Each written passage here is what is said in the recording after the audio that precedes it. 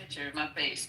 You had it, and then had the nerve to play music. I heard you, Nikki. I said, look at here. Loving every bit of it. Listen, First Lady, and I'm going to go. Nobody mad but the devil. I had a great time that with you guys, you and Mickey. We not that I'm trying to take you away from Patty. I don't want to start no shit, but do more. Yes. All right. Very man.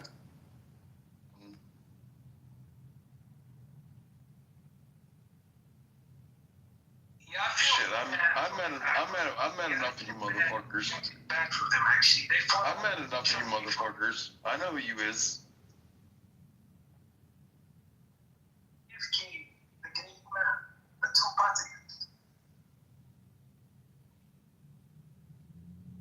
Hey, can I hear a little bit of like, you know, I never had a lesson, but I know how to play my music? Cause this motherfucker's stupid. Yeah, I'm stupid. You can say that. Yeah, I don't follow the herd. Is that why? Is that why I'm stupid? Dude, I'm the one that would throw you off a fucking building. Exactly. That's what I'm saying. You are sick. You're a psychopath. Yeah, and? You need to go. No. I was gonna play it about Jeffrey Epstein and I gotta go to work. I actually have to go to work today. But I'm just gonna say I sat here and read the damn emails that the Democratic House released, which MAGA Micho, to his credit, said we're coming, and Twitter is absolutely blowing up. I'll just read the one. Now they outside acting up, girl. It is from Jeffrey Epstein to Ghislaine Maxwell on April 2nd of 2011. And it says, I want you to realize that the dog that hasn't barked is Trump. And then it says the victim, like in parentheses, they've taken out the victim's name, has spent hours at my house with him. He has never once been mentioned. Police chief, except for I'm 75% there. It is, and there's more. They've released more. I'm like, wow. This is bad. Some of the emails is letting you know that Trump knew that Epstein was outside acting like a nasty little boy with these young girls. Like, it explicitly lets you know that Trump knew what the fuck what was going on. Wait. That's what they're saying. I can't hear. Let me go ahead and see if I got a. Well, see if I can find a video.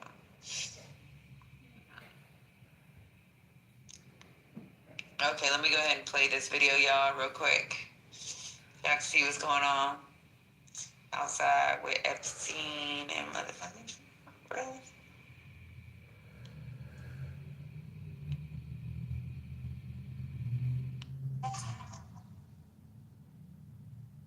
Oh, shit. Oh, that stuff, hold on.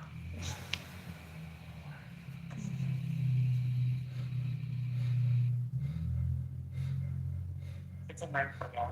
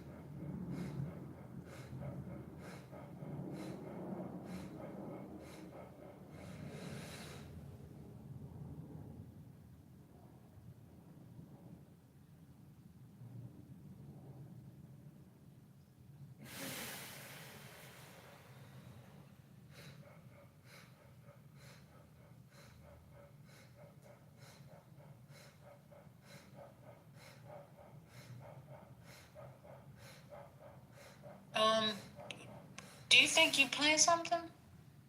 Oh, you didn't hear it? Oh. No, I thought you was getting something together. Sorry. Oh, I thought it was. Hold on. Hold on to your love. Sorry, y'all. Got to hold it. Okay. Let me rewind this.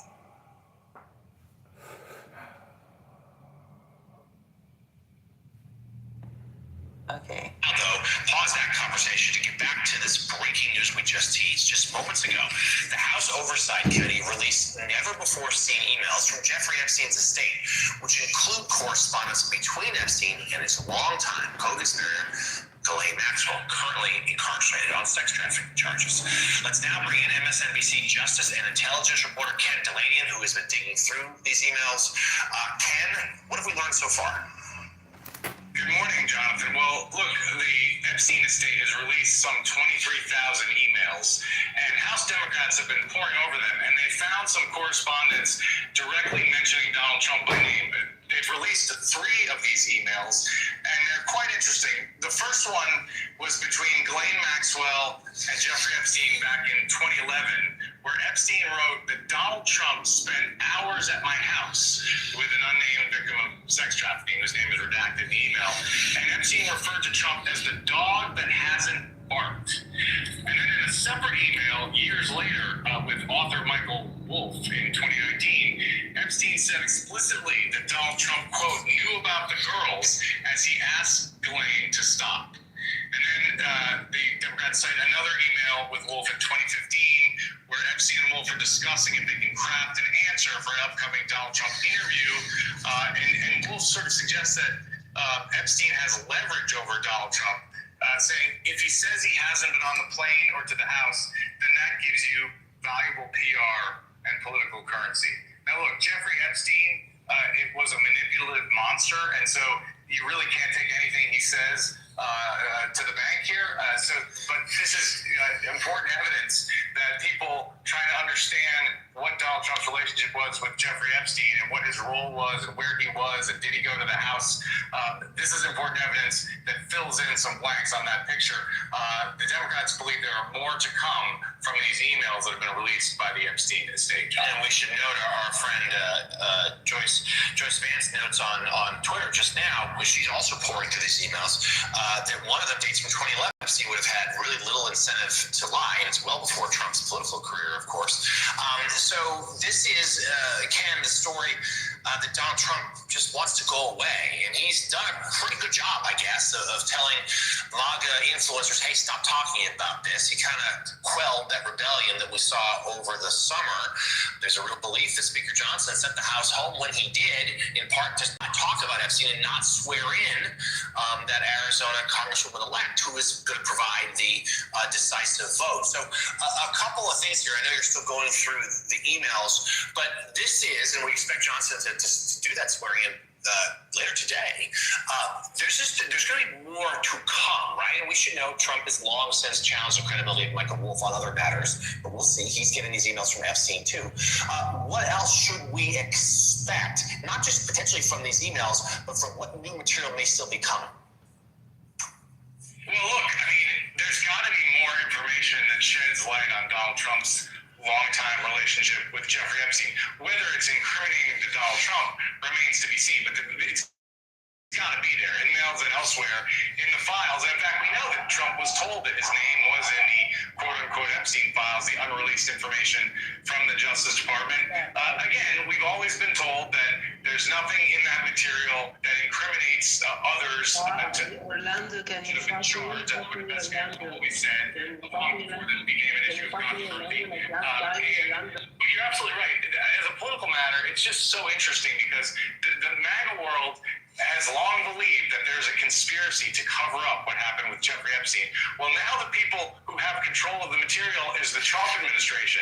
And so, but yet the MAGA folks have not turned their fire on Donald Trump personally. They've been very mad at Pam Bondi and Kash Patel, the FBI director, for what they consider, inaction and not releasing these files. And so far, the Justice Department's position is we're not releasing anything more.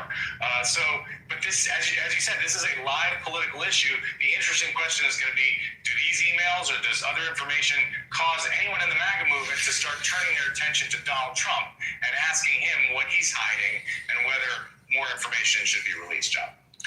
MSNBC Justice and Intelligence reporter Ken Delaney. Ken, thank you as always. John, this is going to be easy.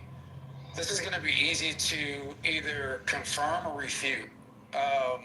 And I don't think this should be political at all. I think this should just be facts. The person, multiple of the victims have come out, right? So the person, this name is redacted, it's not open to the public. The person that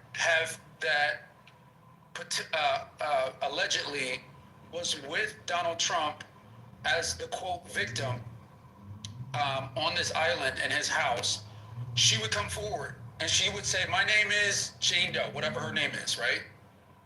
And I'm the person that is being referred to here in 2011. I was on Epstein Island. I have proof that I was on Epstein Island in 2011. My name is Jane Doe.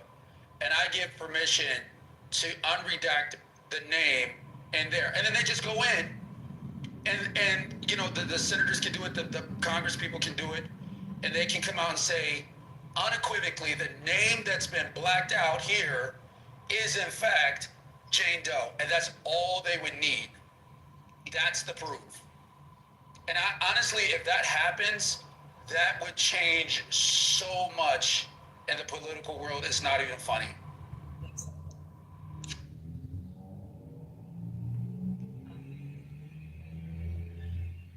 I don't think it would really change much, not with his followers. I mean, at that point, you would have undeniable proof. You couldn't deny it. The name was redacted. She can trace her name and her history back to Epstein Island. Huh? Because he said email? Well, yeah, because if he literally mentions her name, What this if is in 2011. one of them that they're speaking about, hello, is no longer here? What if they committed suicide? Well, that would be a problem. Yeah. There is a girl that actually. In my life would never. She actually brought up. So wait, let me go ahead and take this shit off of not needed because it's getting ridiculous. The trolls are freaking really balling. They disappeared. So there was a girl that came out, right? And when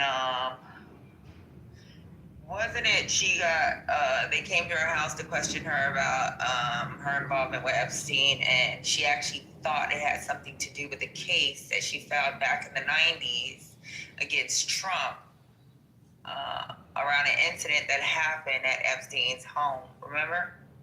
Yeah, I know what you're talking about. And she allegedly committed suicide. No, she didn't commit suicide. Not this one. Oh, this is a different one. Okay.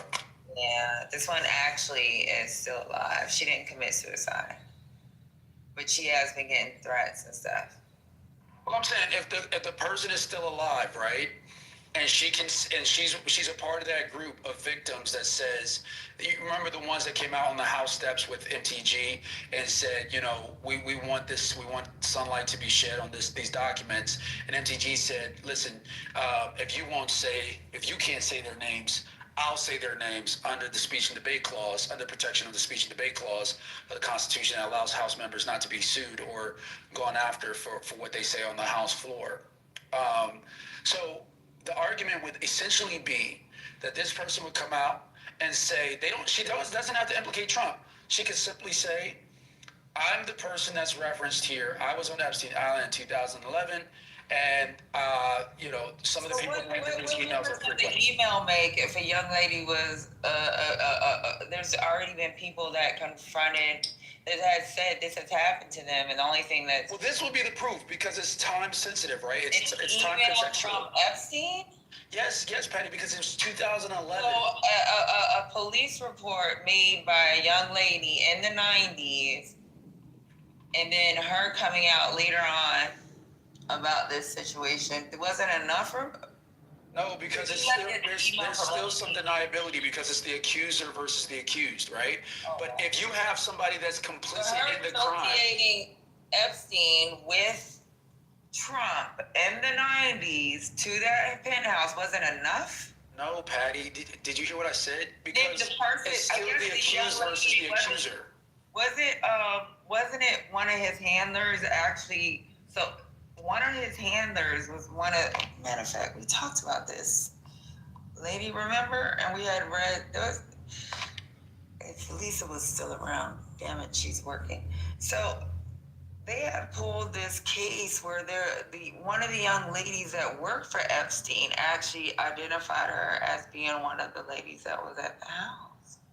So now it's just more and more. You know what? This is not. I really don't give a damn at this point.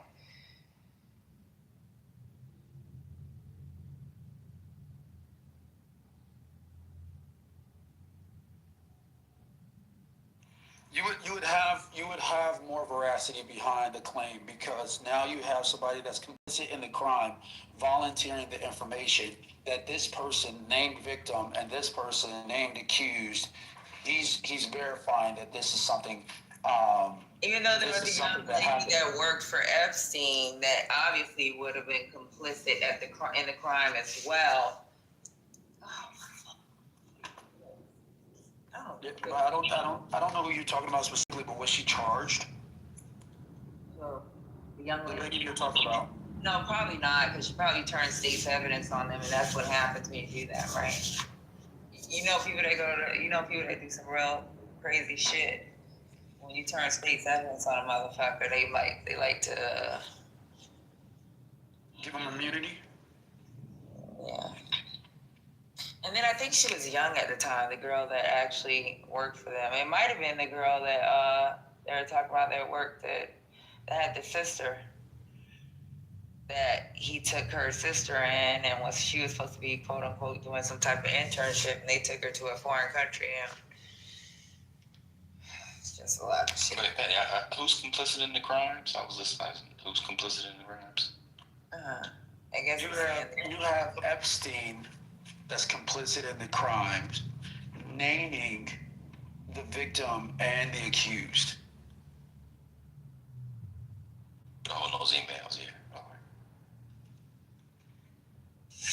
And if that name is the same name of the girl that made that complaint in the 90s, what? I don't get it, man. I don't know. I'm confused. Then there was some girl, some model named Savannah, who actually brought up her being groped by him as well. So, this is crazy. It's not the first Epstein victim from the 90s that actually came out about Donald Trump, bro. But, I mean, we need... When the hate don't work, they start telling lies. They having a room, bro. Calm down. Shut your bitch up. Okay, that's it, man. Come on. They're having a good convo. Chill. So when do you believe someone? Anybody politicizes this. I mean, this is not political. This is not right. This is not left. This is just right and wrong. Like, if there's undeniable proof, you can't politicize it at all. I would love to hear his position on how. Conveniently after they took the biggest L. Conveniently after. Trump, you don't hear the man speaking? What are you doing? They should have done that. They should have. Wait. Hold on. They released it.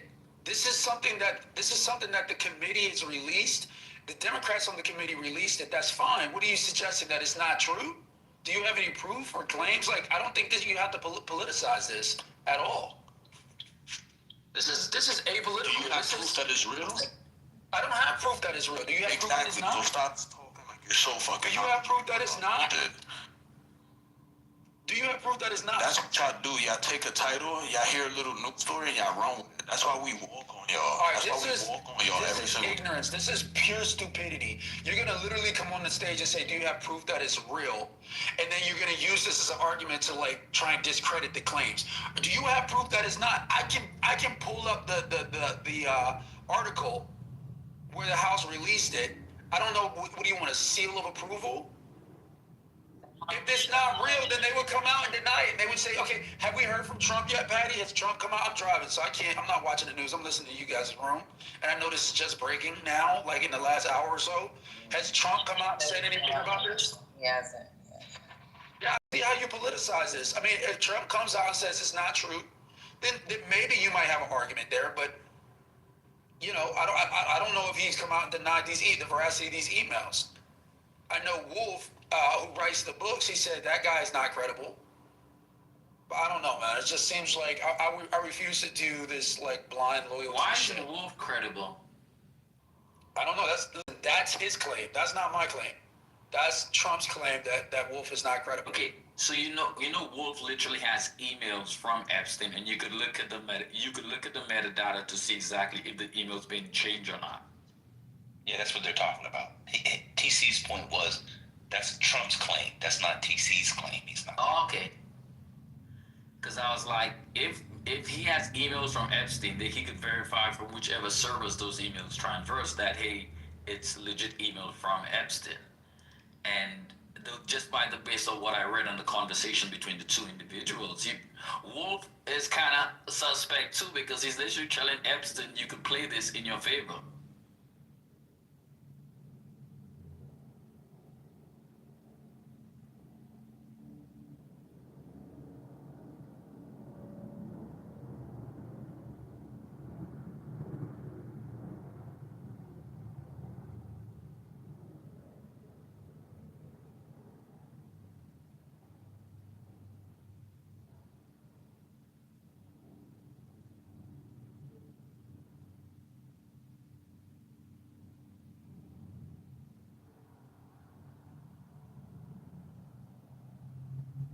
Well, happy Wednesday, everybody. Is there anything else out there? Oh, so First Lady, are you there? Can I ask you a question? Hey, how you doing? Pretty good, thank you. Thanks for asking. How are you? I'm good, thank you. Thank you for So asking. you're saying the Democrats released this today? Was it in a session of Congress? Was this during a session of Congress? Anybody know? No. Yeah, that's what I'm not understanding either. It's like, was this released When they say they before? released it, it's like as if they released it on social media or something. The way they talking about it. But is the House having meetings? Are they in session? The House is in session. I see them on the floor. Go ahead. Gavel in. Wait a minute. He had So to you're gavel in. Okay, so we're Hold on, Dr. AG. So you're saying they gavelled in. It's almost as if when they did the deal last week, they knew they were going to do this today. Yep, they had it ready. Wow, maybe there is a strategy. First thing after the gavel, because now he has to give the oath. What is it called? Induct the senator, the representative, the congresswoman. He has to swear her in. So, yeah, they were ready for him this morning. First thing. Well, the pushback from what I'm hearing already is they already redacted the name. The name was Virginia, and Virginia wrote a memoir before she committed suicide and said or did not mention any wrongdoings of Trump in the book. Only talked about him working for, her father working for Mar-a-Lago, and that's how she got the job. That's not true. Which part? None of it, actually. She may have written a memoir. I've not heard her brother say anything about a memoir. He's given various interviews. She published stuff before her death. I don't know what that is. And what is it? Her dad worked for Donald Trump, and that's how she got the job at Mar-a-Lago? That's what Caitlin, is that her name? The reporter? She was saying she's a liar. Oh, she's not reputable. Well, she's talking about the emails that she received in the response to what was, released from the Democrats. Yeah, that doesn't make any sense. So, in the 30 minutes since the trove of emails that are refuting the information that the Democrats released? Just That's saying, what she's saying? just saying that the name was redacted. So the name that was redacted, they on the other side have gone in, figured out that it was Virginia, and then giving a case to the Virginia case. That's all I heard. Yeah, that makes no sense. So are they just so one question that people have, which is naturally a good question. Are the Democrats just getting their hands on these emails because of some declassification or something? Like, why didn't they have these before? Does anybody know? I think they had them. I thought they had them, but they couldn't release because of the holdup. I'm sorry. Go ahead, Dr. Maybe. No, I'm that's asking like correct. during the election. No, they're asking about during the election. What was this like in 23 or 24? I don't know the answer. I don't think they had it then. I don't think, because these emails are coming from Jeffrey Epstein's estate, and the estate just released them. So I don't think that the estate had released them at the time.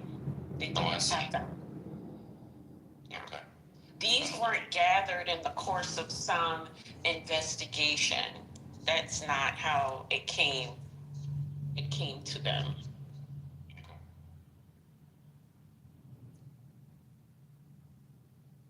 Thank you. I don't know. I feel like before that email, I don't know why for me that's so compelling. Maybe I'm just the only one out here like crazy like this. But that 2011 email, before that, I think it was easy to dismiss it as potentially political fodder, because you could, and I know a lot of you guys disagree with me on this, and that's okay, but you can certainly see how people being exploited by a political agenda and ideology is going to start to like exaggerate details to implicate Donald Trump.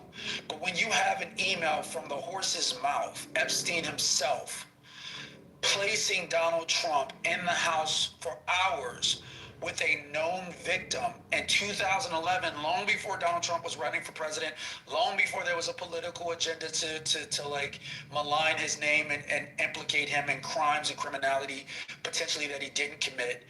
Long before all of that, he's having a casual email with Ghislaine Maxwell, who we know helped coordinate the activities happening on Epstein Island. And he places the name of the victim, the name of the accused, which in this case is Donald Trump, and he himself is the one that's facilitating these actions. It's known and documented. I don't know, maybe it's just me, but like I've been waiting for some claims that could have some, you know, some proof that's undeniable, and this starts to create smoke. Now I'm not saying there's fire, but it certainly is a hell of a lot more substantive than what the left has put out before. Again, because you have somebody that's complicit in the crime, the facilitator, Epstein, placing the name of the accused, Donald Trump. We know that there's been a lawsuit against him or what have you, saying that, you know, he engaged in sexual activity with her on Epstein Islands or whatever. And a potential victim, the victim is not named because it's been blacked out, all in one email. And what I'm saying is, and I don't understand how anybody can refute this, this would be essentially undeniable. If you have a person that says, yes, I am the person that was on Epstein Island in 2011 there for hours, she might name him, she might not, with a named person in the email, you know, my name is Jane Doe. I am Jane Doe. Okay, she gives her real name.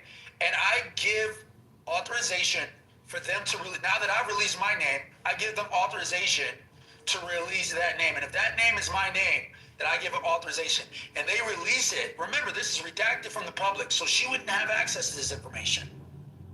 And it's her name, and they can trace that she was the one. She has proof that she was frequenting Epstein Island at that time. Oh my God, that's undeniable proof. I don't know how you get past that. How do you deny that? That's just the way I feel. Do you think that would actually come out? That's number one. And number two, If the victims are coming out and saying that... and then what? I mean, like, Well, here's the thing, right? if the victims are saying their names, right? We know that they came out on the house floor steps and they introduced themselves and said, I'm a victim, I'm a Jane Doe, I'm a Jane Doe, I'm a Jane Doe. They were on camera and that type of thing. Like, if this victim, and I'm not saying this is the case, but I'm just saying hypothetically, if this person was a part of that group that didn't mind coming out and saying their name and putting their face on camera and whatnot, and she says, I'm the person it was 2011, the named person in the emails, I recognize, release the name. And my name is Jane Doe. You're asking me, First Lady, you're asking me why that would be like concrete evidence of a potential crime? TC, I don't think somebody would come out like that. I don't know. But have you seen the press conference in front of the House steps? So they literally came out. All these women. Yeah, they did. But did you know that a lot of these women also came out after Virginia G died? Or some of the women that came out after Virginia G died did not even want to come out about their personal issues. Like one girl, we played the interview in here, remember, lady? And she said the only reason why she came out, she's coming out now, and there's proof that the DOJ came to her home to speak to her years prior, and she said she doesn't want nothing to do with it. She hid it even from her husband found out after Virginia Guthrie died. So when she was questioned by investigators, she hid it from her children, she hid it from her husband. Nobody in her family knew that she had anything to do with Epstein.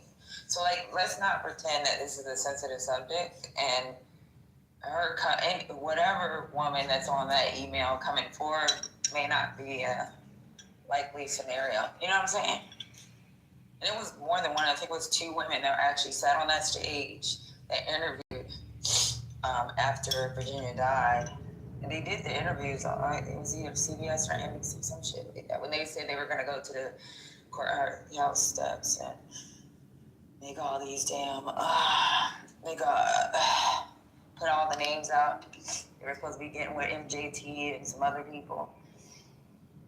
There were two women that actually just came out on national TV, and their family just found out after she died. So, it's a sensitive subject for a lot of people. You can't expect them to just come out because some goddamn email came out. They've had all this evidence for the longest, and a lot of women still have not came out.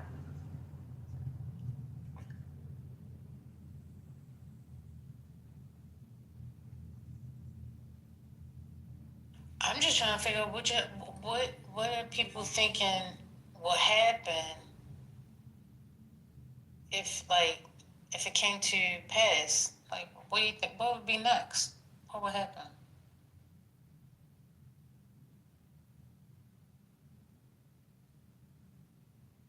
Sorry, reading the email. I think that I don't know what will happen, to be honest with you. I don't know what the statute of limitations are on this. I certainly know the DOJ wouldn't be pursuing the president because that's against DOJ policy. So he couldn't be prosecuted while he's in office. I don't know if that presents some ethical concerns for the Senate in terms of considering potential, actions after the midterms. I don't know what that means politically for him. Everything would be up in the air to see what happens. But I can certainly see this shifting the political dynamic and the messaging on this. I don't know how Donald Trump would be able to come out and refute this. He certainly wouldn't be able to go after her politically because she's not running for office. Would she be entitled to some sort of witness protection? I think she should be entitled to witness protection if she does decide to come out. There's so many unknowns. I'm not willing to go that far. I'm just suggesting that if this was the case, then you have concrete evidence. Everything else, a lot of positioning and angling, and I'm talking about how the left frames it. Oh yeah, we have conclusive evidence that Donald. No, you don't. You don't have conclusive evidence that Donald Trump did anything. You have a lawsuit. Right? You have claims of the accused, and under this form of government, we still have a principle that innocent until proven guilty. So you don't have shit. But if you do have somebody that's complicit in the crime, naming both the accused and the victim, I think then you have, and the victim comes out and verifies that information, and then they go back and confirm the redacted name is in fact that alleged victim's name, then I think you have something to stand on. That's all I'm saying, First Lady. I'm saying up until this point, this is the most compelling piece of evidence I've witnessed so far.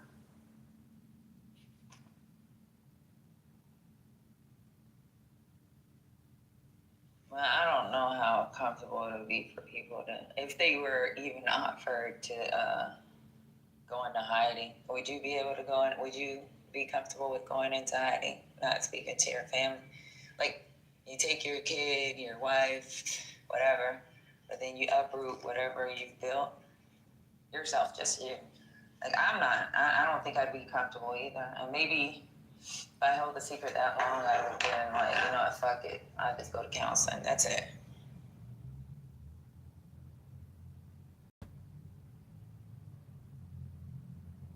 Like, y'all, you're pretty much, or people are saying, like, I don't know. If I ain't say shit since the 90s, I don't know if I would say shit now.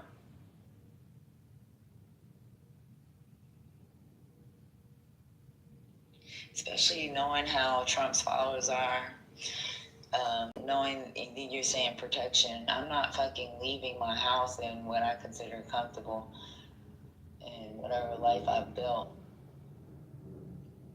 so that y'all can, like, have a circus around me. I'm not doing that. And so, Patty, you're disappointed is what I'm hearing. Hey, Sukla, how you doing, babe? Hey, Patty. Hey, everyone. Oh, Sukla. Hey, sis. How you doing? Listen, whenever there's something huge politically going on, y'all know I gotta come by the patty, okay? Whenever she want to get off that Democratic plantation, we are right here waiting for her in independent land, okay? Because, baby, I had to leave. Do the Republicans have a plantation? Absolutely. Okay. So when you're independent, but you vote for the same side. So say I leave the plantation, but in 2026, I still vote for all Democrats. Am I still on the plantation? Absolutely. Okay. So how mixed does your ballot have to be? Like, explain, like, what a ballot of someone off the plantation looks like for the midterms. And the ballot of someone off the plantation looks like a person who builds off of the policies geared and stationed towards America. Period. Okay, so, like, who would I be voting for is what I'm asking. I don't know what that means. That's nebulous. I don't know what that means. So, like,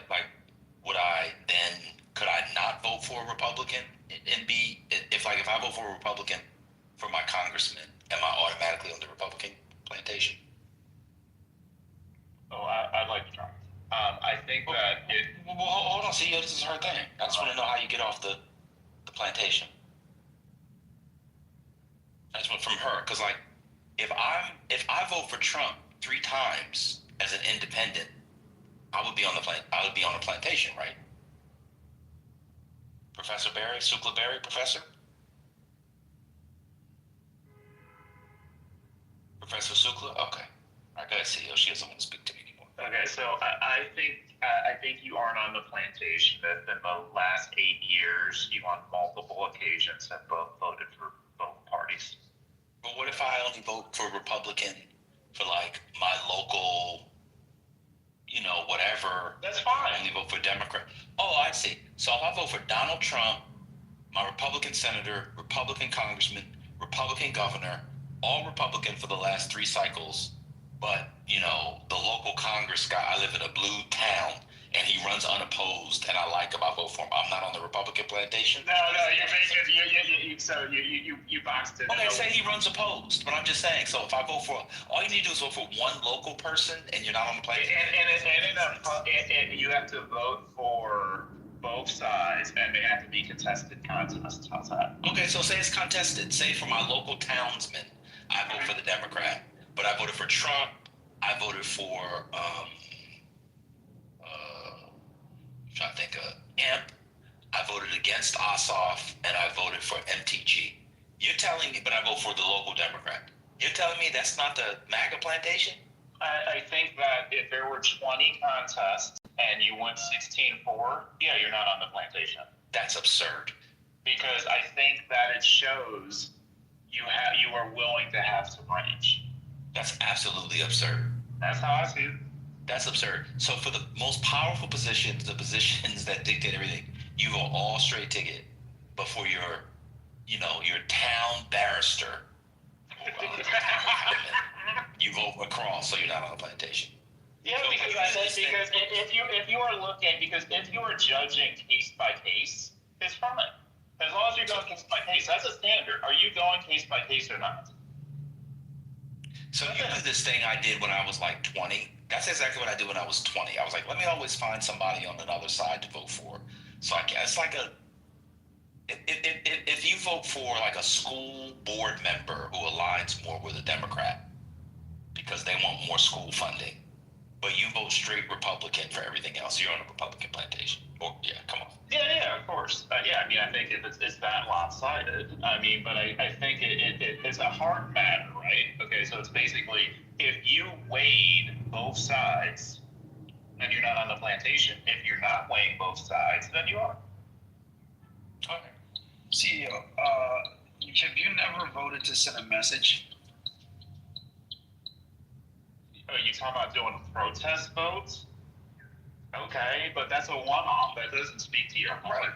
Right. So yeah. You have to factor in cycles, right? Because for the first time last year, 2024, I voted straight Republican, straight down the ballot. Because you got mad at Lisa.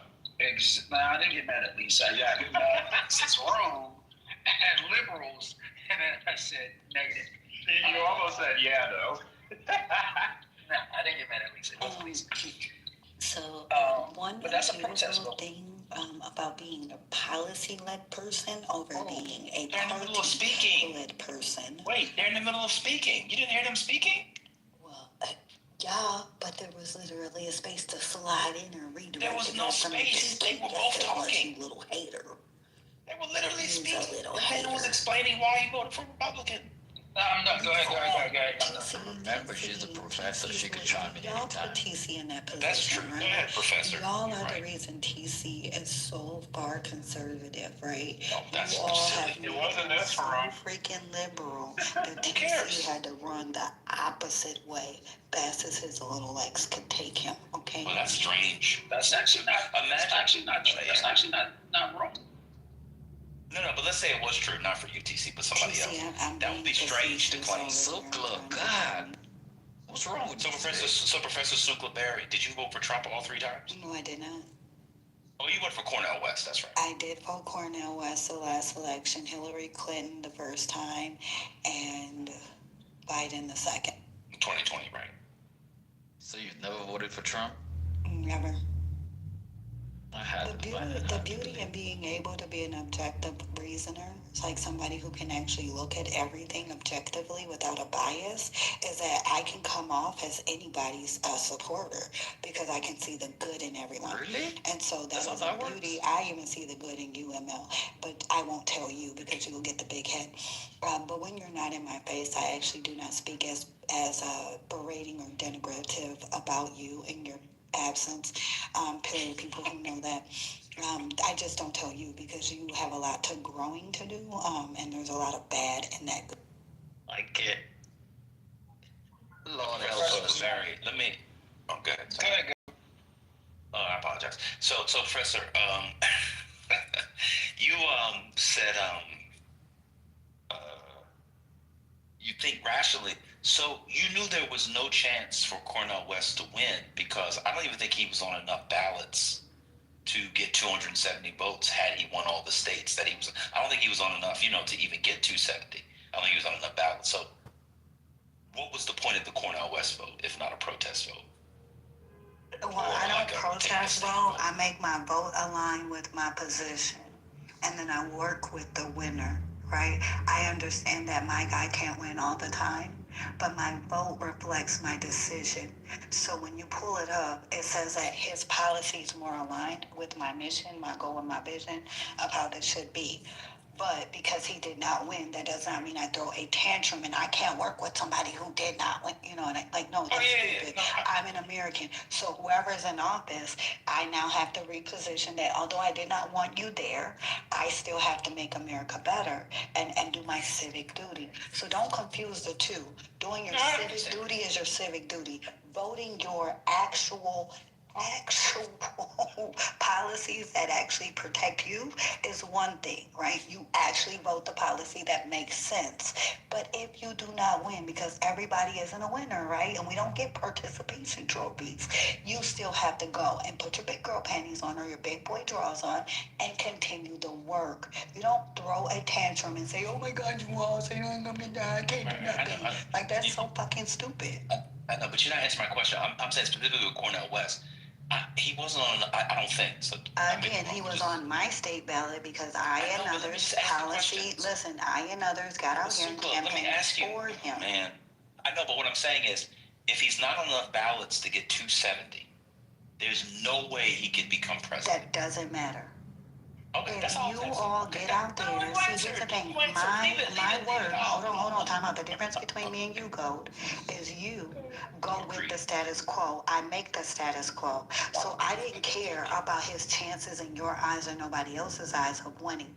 My actual moment was not protest. It was literally doing my civic duty. So I voted for the person that made the most sense, right? Not the lesser of two evils. I voted for the good.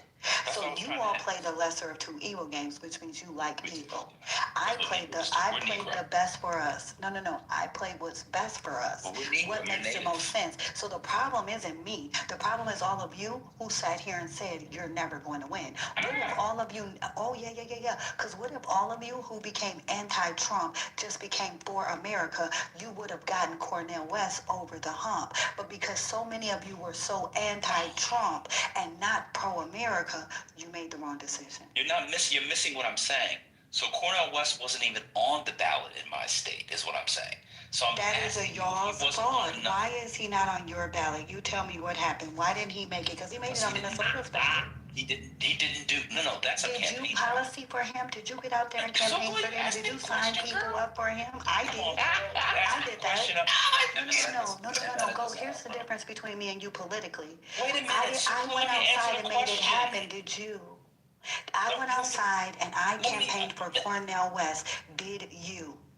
Let me answer your question. You asked why. No, I didn't ask why. I said, you asked me if I went out there. I said, is that a you problem or a me problem? It's a campaign problem. I can't get an Who individual. campaigns? Wait, go. Who campaigns? Who campaigns? I'm talking about getting on ballots. Again, how do they get on the ballot? I'm about to tell you. No. Don't tell me. Don't tell me. Just answer the question. How do one get on the ballot? You said don't tell me. Don't tell me. Just answer the question. Don't tell me. Just answer a question. So how does one get on the ballot? So the campaign has to file paperwork? No. The actual person. There's no campaign. Take that back.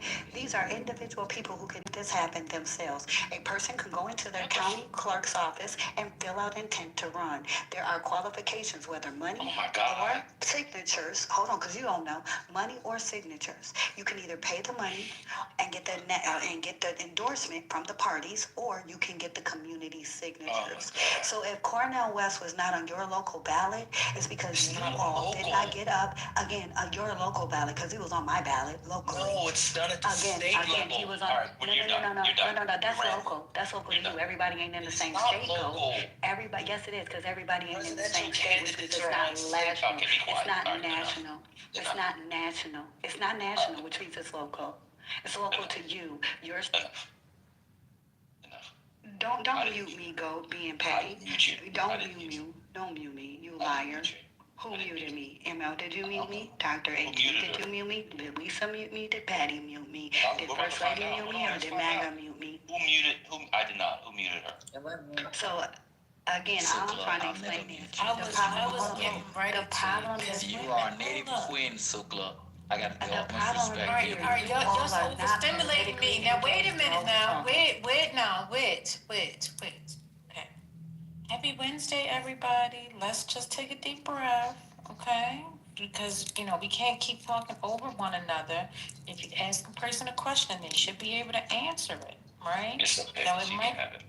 Okay, but I'm just saying, for the conversation, that doesn't go for just one person, that goes for everybody. Because if one person does it, then another person thinks that they can do it. And then if they're not allowed to do it, then they're trying to figure out why they can't do it. So I'm addressing everyone, I'm not addressing one person. So, please, Excuse me. trying to get some work done. Hey Fly, how you doing? Happy Wednesday, everybody. Hey Arthur, hey Orlando, I was Jeremy. insane. You can just go to your local place and put somebody on a ballot. That was crazy. Actually, you can though. Okay. It's called a write-in ballot. Absolutely, you can. You got it. And so Harambe, Mickey Mouse, Garfield, Donald Duck, Daffy Duck. You didn't know these are all people who get elected every single year, and the amount of numbers They that's get actually insane. elected? Where do they get elected? I'm curious. They do. They get electoral votes. They get actual votes. They get People elect them. electoral votes. No, not electoral How votes. they They do get that? electoral. Like people actually put on there that's their electorate. I tell you That's the guys, I person- love hold this on. book. That's the listen. Stop trying to Jeez. interrupt, baby, and let me say it so you can hear it. So people every day go in there on their ballot and they write in a name, and that is who they elect. That's not they say, elected. as people again, hear what I'm saying and quit making it what you want it to be. Hear what I said, You're and then trying make that to what make it it is. elected what you want it to be. I love this. Don't make what I said into what you wanted. Yeah, Hear that what is I what said. I said, That's and not what you want it to be, brilliant. because people do that often. You come and they'll interpret it their way. But That's not your problem. merely So again, Words I have meaning. said No, that's people will put under that they elected this person. That's what they put in when they name on the ballot. No. That's who they are electing. Now, No. whether that person is They're confirmed or not, nominating. please allow me to They're finish the sentence. nominating. Again, they're not nominating anything. Nominations come prior, sweetheart. Nominations happen in primaries. When you go and cast your ballot, She gonna when tell I'm you. talking about the day you She's a cast real the professor. ballot. Remember that, Dr. Again, I'm talking about the day. Listen, stop making it what you think I'm talking about, and hear what I'm talking about, because you don't get nominated, You're not sweetheart. electing them. You're voting for them. You're not electing That them. is how you elect someone. You vote. You have yes, to put but them down you don't as I elect. elect this person. That's what the whole thing is. Election day is because everybody on there is elected by you. I need you to understand that election I'm day. never going to understand that because that is so Well, then that's why we aspect- have a Maybe civic you problem. understand, Doctor. That's why there's an issue with civics right now. That's And fair. clearly you're demonstrative of it. Well, considering that you don't know that you have to elect people, yeah, do that know is that a I have to problem. elect Why do you people. think it's I called also an know election that writing their day? name on the You don't get ballot confirmed doesn't that day. elect them, You don't get ma'am. ordained that day. You don't get installed that day. You don't Not get none of those things ordained. that day. It's months later. They have to reaffirm your election multiple times when they count This the is votes. ridiculous. I The feel that. Antichrist. next topic. Antichrist, good morning. How are you? Antichrist, are you there? The Antichrist following that is. I'm sorry, I was multitasking. Why did you request for me to come on this thing? How are you doing? No, Well, I you said don't you like wanted me you. to. I know you said you want me to go away. What did I do? I do. I can go away if you want me to. What do you want me to do? Okay, Jennifer Holiday. I just want to reiterate that you changed your name because I called you an elitist, misogynist, and then when I saw Is that the female that was your TC? name, Damn. but you denied TC the made fact- you change denied your name. Now she made you change it. But you denied the fact that you were a W.E.B. Du Bois, talented, his ass, misogynist, elite ass nigga. Who's this people? That's what you tried to do. And then you changed your name to misogynist after I called you out for being a misogynist. So you're a liar. So I'm gonna go back down and listen to the others speak. Okay. Thank so, you. This is fascinating. So within a week, we've got two people saying I changed my name for them. So one of them, at least one of them is wrong, and they're both saying it at the same time. So at least one of them is wrong. So that's fascinating. No, that's not true. What happened if both of them are right? That's actually not true. He's changed his name multiple times. I don't know what reference she's making, but I do know that when he changed his name and his persona, that it was essentially when he evaded any accountability. He changed his persona too? Damn. Yeah, completely changed it altogether. But So just so we're clear, right? Because I think this came up in Professor Sukla's submission. Sukla Berry, yeah. With regard to like why I changed, and I get this question all the time. That you have to understand, I didn't change because my convictions changed or the way I feel my worldview has changed. None of that. What happened was I literally saw a piling on and humiliation of somebody that had sincere, heartfelt disagreements that were supported by the facts get humiliated ad nauseum. And I thought to myself, how can I join this? Like, how can I be a part of this? I can't be a part of this. This is not, wait, hold on. This is not boring, right. bro. TC, I want to know how you made Go change his persona and his name. I'm never going to be associated with people that would humiliate somebody simply because they disagree with them. And when I realized that's what was happening, I said, no, fuck that. Your leader does that all the time. And so now I get the brunt of that same humiliation. And I'm not surprised because this is the gameplay. And I you say we're treating you like Donald Trump? Is that what you're saying? We're having a good day. Let's move on. There's no victimization. This is literally what happened. Are you crying right now? Let's move on. I mean, it's ironic. We'll move on. It's ironic because Donald Trump humiliates people for disagreeing with him all the time. It's like one of his major political weapons. He does it all the time. He makes fun of, he calls women dogs. He makes fun of how women, he does it all the time. So the way to protest someone humiliating someone is to vote for the humiliator in chief. I mean, he was just at the Veterans Day thing yesterday. It was insane, the stuff he was saying, but whatever. Patty, do you want to go back to the, listen to what I said. go back to the, I didn't say that politicians that humiliate other people is a reason to vote against them. What I said was random people on Clubhouse. There was a culture of oh my God, yes, that's right? MAGA does that. And I'm not MAGA. Okay, that's fair. But you voted all Republican. I want anybody and everybody to just monitor the conversation. Let's go back to the topic, bro. And now we got to switch the topic, right? So no, to the room. This is meta. Nobody. I want you to notice how they do this. They literally go in. You're having a fair, reasonable debate. When they lose an argument, they shift immediately to humiliation. They start talking about your shoes. They start talking about your color. They start talking about your. But nobody. Okay. All right. So no, I'm not saying they're doing that now. But listen. Let's get back to the politically correct. We're politically correct. Can we get to the news? This is dumb. We gotta change the No, wait a minute. Stop. Stop. Listen, two of you, return to your corners. Please. The conversation was, we were talking about the Epstein files. And then we started talking about voting. That was the conversation. I don't know where we're getting ready to go, but that wasn't the conversation. Okay? So let's just get back to a conversation that is not personal, but newsworthy. Okay? All right. What's next? What's next on the docket? The fact that TC was right and that the Democrats capitulated, they folded, they accepted defeat, they conceded. Yes. Where's Dr. AG? She thinks she knows all of them. Don't speak my name, sir. Yeah, you know she don't like to say her name. You know she don't want you to say her name. I mean, he complained about humiliating people and talking about people, so he went and became prickly with Dr. AG. No. He does the same thing. Just move on. Stop calling her. She doesn't like you. It's not humiliation. Leave her alone. It's friendly banter, and if she doesn't, she's not your friend. She just said, "Don't use my name." Tell me who she is. You just said it. Why are you chiming in? Nobody mentioned. Because I want to. Conversation.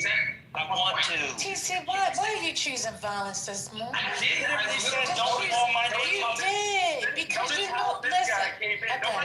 Listen. You know, Dr. AG don't bang with you like that. You know that. Dr. AG, I understands that who I am. She doesn't understand that. She doesn't want to. TC, I don't think TC understands who he is. If she doesn't like the way I'm supporting She has already said that to you numerous occasions. She's continuously said that. I've heard her. I've witnessed her. So you don't want to. You don't want to hold on to what she said before, and you want to try again today.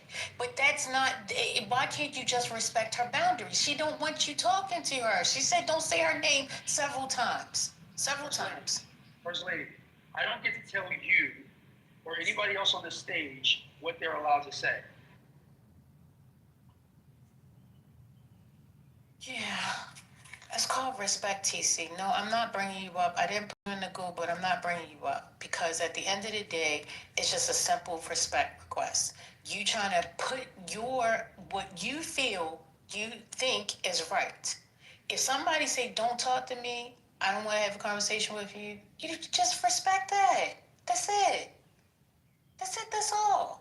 But instead, you're going to cross somebody's boundaries, and then I'm asking you, as a person that's here trying to keep the conversation going, and just pretty much say, screw you, I'm not going to listen to what you guys say. I'm going to have an argument with you about you telling me not to have a conversation with her. When she done told you she don't want you to speak to her. That's crazy. Ain't nobody got time for that. Now, that's childish. And ain't nobody got time for all that. I got work to do. So, what's the conversation? What we talking about? I got work to do. I got one little quick thing, which is funny. Did you see Laura Ingraham, and I'll go on mute. Laura Ingraham did an interview, and then she did a tour of the White House. And I guess she was in the Oval Office, and he put up these, these new decorations or whatever. And he was explaining how great it all is or whatever. And she looked at one of the things on the wall. It wasn't a sconce, but it was a kind of inlay, like a molded inlay. And she goes, now these aren't from Home Depot, are they? Did anybody see that? Yes, I did. Do you all know they're literally from Home Depot? I was like, no, they're from Home Depot. They're actually literally from Home Depot. People have found that these are home inlays. They are molded inlays. They're sold at Home Depot for $58.07. And then what they did was they painted them gold. They're literally from Home Depot. And he says there's no such thing as gold paint. Crazy. But what is not so funny out of that interview is that he said verbatim that we have to have people come from other countries because we need the talent. Laura Ingraham said, we have talent here in America. Trump said, no, you don't. No, you don't. He said that. The president said he has to import workers because American workers are not talented enough to do the work. Astounding. MAGA is going crazy online. They are completely apoplectic because he said, she said the talent's not here. Yeah, it's crazy. I don't know how you reconcile that with an American first agenda of bringing manufacturing back, a building of the tech industry. Yeah, I don't know how those things all go together.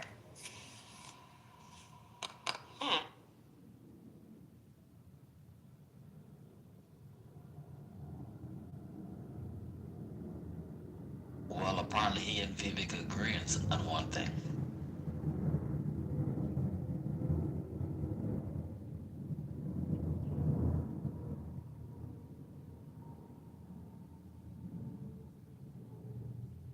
What was it? It was the H-1B and also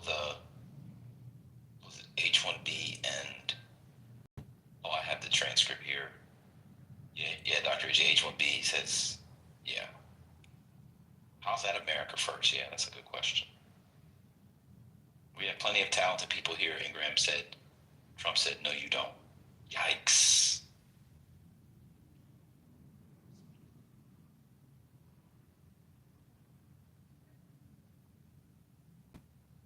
Yeah, that's just crazy. There's no positive, there's no spin for that. No spin.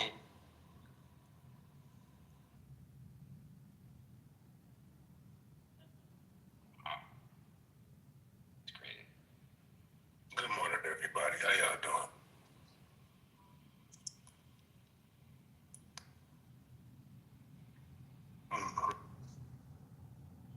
Hey, Ellen. Can somebody bring up Lil Trump? I can't bring him up because I brought him up all 3 times. Why? What up, Mac? You still He's going? exhausted his chances today.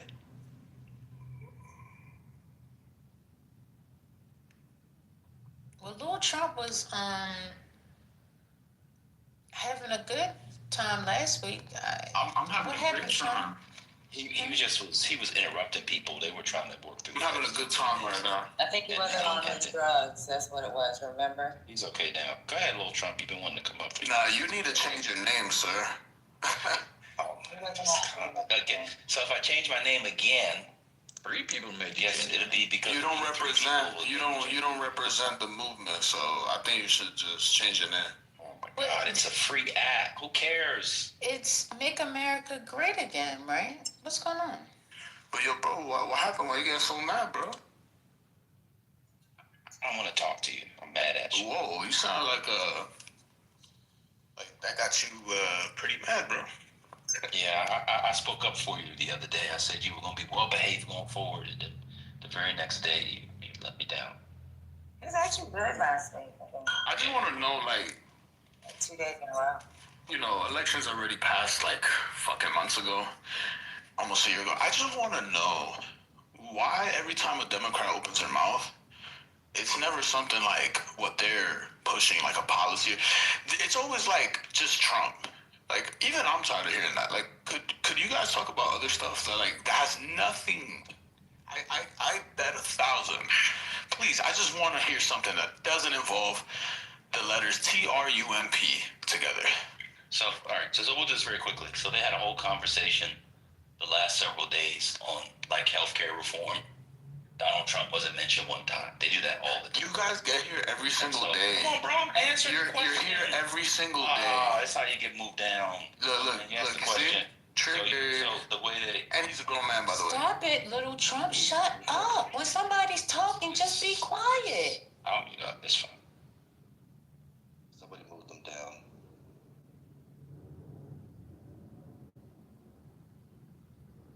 He loves it here. I swear that. He loves it. Yeah. Every time he gets called out, he just changes the subject.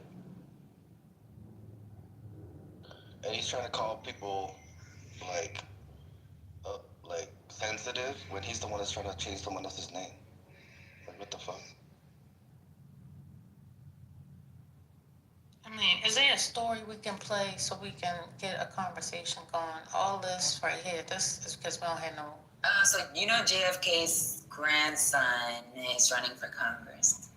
Let me see. I don't know exactly what he's talking about. He's running for Congress. For what state? New York.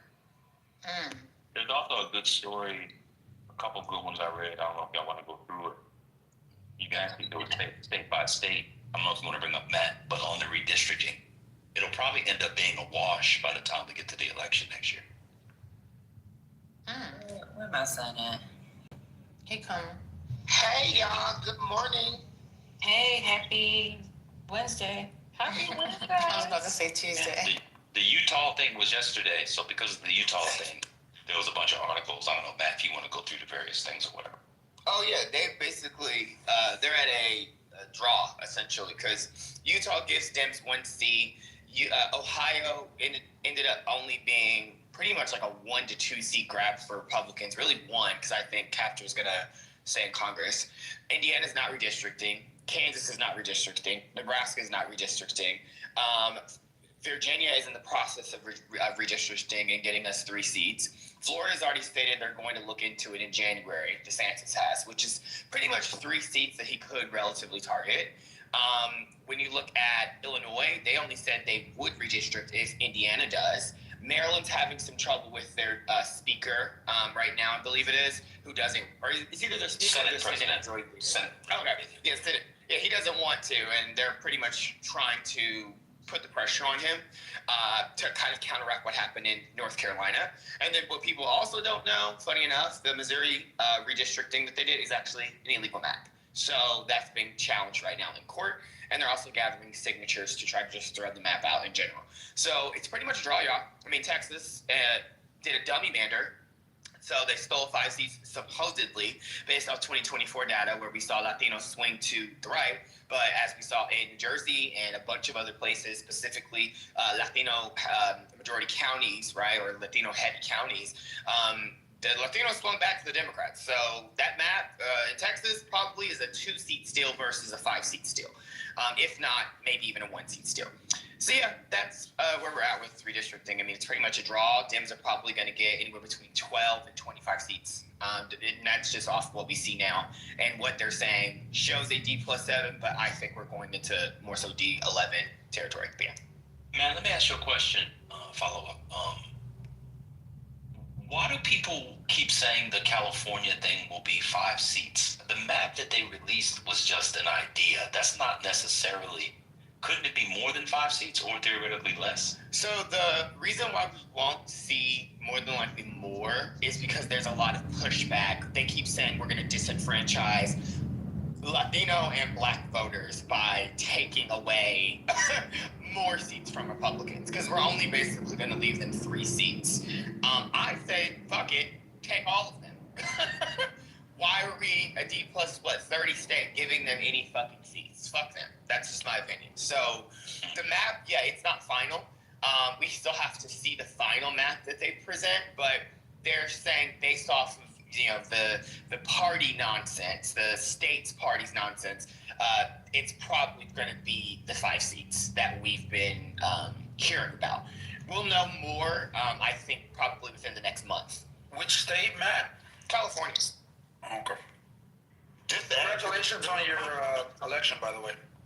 Just to add, the Republicans that are here in California do have some money, though. They're inland, and it's that farmland and stuff, so they have enough money to make it difficult. Like, you know what I mean? Well, they're already suing, and that's not going anywhere. They just difficult. They just lost by 30 points. What are they gonna do? I mean, time. Yeah, like literally, you had Orange County vote for the fucking Prop 50, and so did San Diego. Red and blue. What are we talking about? So I think it'll end up being a wash. Oh, it's 100% a wash now. They really can't do anything. I mean, unless they somehow... I mean, I don't even know where else you could go. I mean, if VRA is overturned, I mean, we won't even have a decision on that probably until next year, until like the spring. I'm sure Louisiana is preparing to try to make sure they can heavily gerrymander because they moved their deadline to, I think, June or July or something crazy for when their maps are due for 26.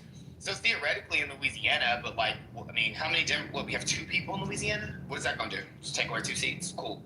None of the other states did that. So, theoretically, 2026 is, I mean, it's going to be a Democratic majority in the House. And then I don't know if y'all saw that the polling in Alaska, Tom Begich is up for governor, and everyone's like, it's clear Peltola does not need to run for governor. She's up against Sullivan in, hypothetical matchup. So with likely voters, and they all have they have RCV there. It's very. Do the Democrats have a plan to juice the native vote though? I don't know what else would juice them aside from the fact that they just were left hung and dry with what just happened there with all the fucking flooding. So, I asked that because Kester was relying on the native vote and it didn't come through. So I think only because of the environment we were in personally last year. I think with where things are going now, you're going to see those folks show out. They love Mary Peltola. So, especially if she's on the ballot, I think you also get more folks out and interested in voting, specifically in Alaska. People who maybe wouldn't have voted before, and people who are those mock parties that typically just go for the Republican. But yeah, Begich is back on the ballot for the Democrats, and there will be a Begich on the ballot for a Republican for the Congress seat there for the House at large. So yeah, it's gonna be Alaska. I don't know. I always find Alaska politics interesting.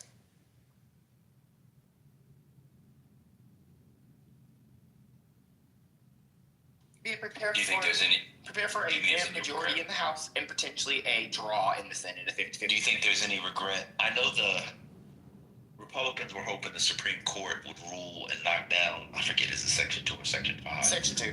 So that Section 2, right, they got Section 5 in 2013.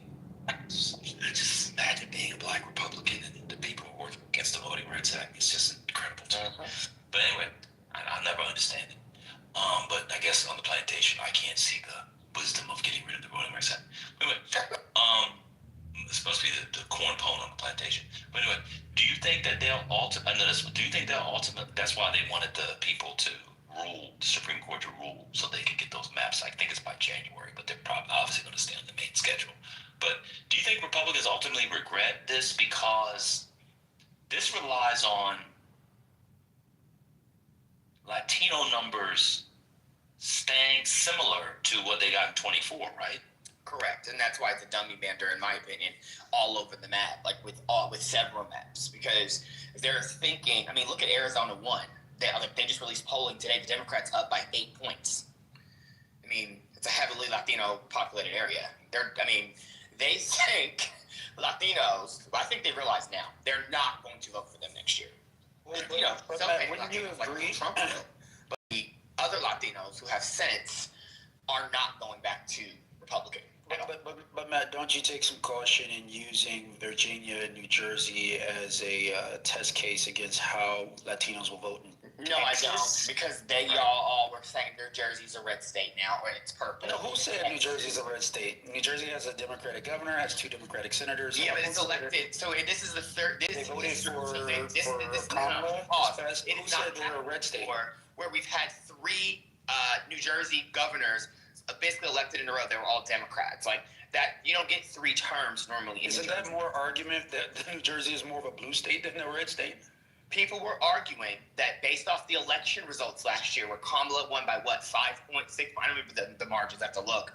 That New Jersey was headed to swing state territory. I don't know anybody that was arguing that. That's crazy. Yeah, it was not. New Jersey is. You can be the boy genius who didn't think that, but everyone else was saying that. I wasn't a boy genius. I mean, you can just look at the polls. And a lot of people. Mikey Sherrill was up by 8 points in the polls. She was down in a lot of different polls. Atlas had fucking shit. I mean, well, we're not crediting the same polls that had Kamala Harris winning in Iowa. You talk over me then. So you can either finish your Only one poll had Kamala Harris winning. Well, that's the polls that Matt's talking about, clearly. No, I'm talking about Ancestor doesn't poll New Jersey. I'm saying the polls that he's talking about that Chitterelli was going to be Mikey Sherrill.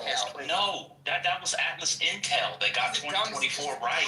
I know we're going to do the humiliation thing. I never called you dumb once. Just make it. You got humiliated. Yeah, but here we go with the humiliation, guys. Remember, whenever you get them on a point, they have to go to humiliation. They're literally doing it again. Just take notes. Same exact play. Now I'm dumb because he lost the point. I'm dumb. So one person. Make that make sense. Wait. So wait, go. Let me answer your question. You said who said that? Let me answer the question. No. I'm just trying to understand, Goat, right? It's literally 2 liberals against TC, so I guess that's...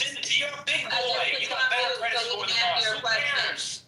I'm just answering your question. Right. Stop being so meta. A weirdo. Now TC's a weirdo. This is the humiliation that I was talking about. Last year in New Jersey. If you don't like it, leave. Kamala knows that based off last year's election results, I'm not here saying, oh my God, is New Jersey a swing state? How Kamala did in the state. Everyone knows that New Jersey, all of them Republican governors, they very rarely have you had 3 terms be a Democrat there. The point is that was it? New Jersey is not a red state. Why is that hard for you to follow, bro?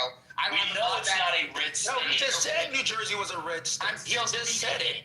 Hey, can you go on mute while I'm talking? Thanks. The You have heavily Latino counties there that if you look at the margins for Shitterelli voted for him, that she now won. That voted for Trump, that she now won. That she outperformed Harris on. So it's showing you, guess what? There are inroads being made back in this particular community. There are people who are swinging back. All of the data shows. You're talking about they didn't show up in the same numbers. Why did Janet Jones overperform Kamala Harris when he had the scandal? It's showing you people are pissed and are over it. So, yes, all over the map you have this. Pennsylvania, 3 liberal justices were re-elected to 10-year terms, right? Guess what? Guess what that means, bro?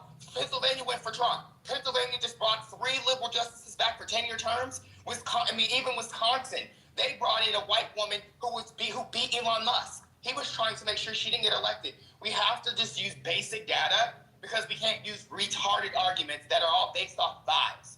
Right? I like data. You like vibes. Based off of what we're seeing in data, the Latinos are swinging back to the Democrats. In New Jersey, at the time last year, they were not swinging towards Democrats. They were swinging closer to Republican. Yes, Latinos still went for Democrats, but only by a few points. That has not happened before. So yes, these are dummy manders that the Republicans drew. They're using data from 24 to draw these maps. What does that mean? That means these are probably not going to be favorable for them. They're probably going to be favorable for the Democrats. This is not hard to understand, but you like to strawman every argument, talk over people, interrupt, and then play victim. You're a faggot, and you pretend to be straight. Go ahead, man. So come on, Matt, you got it. So Scott. I know you don't care, but you're asking from me, please. Let's try to keep the peace. So Scott Pressler. I thought I was waiting till he was done. Is this Scott TC was moved on. Question. Okay, we move on. Ask who? So Scott he loses the point. He gets to call me gay, and then we get to move on. TC doesn't get to respond.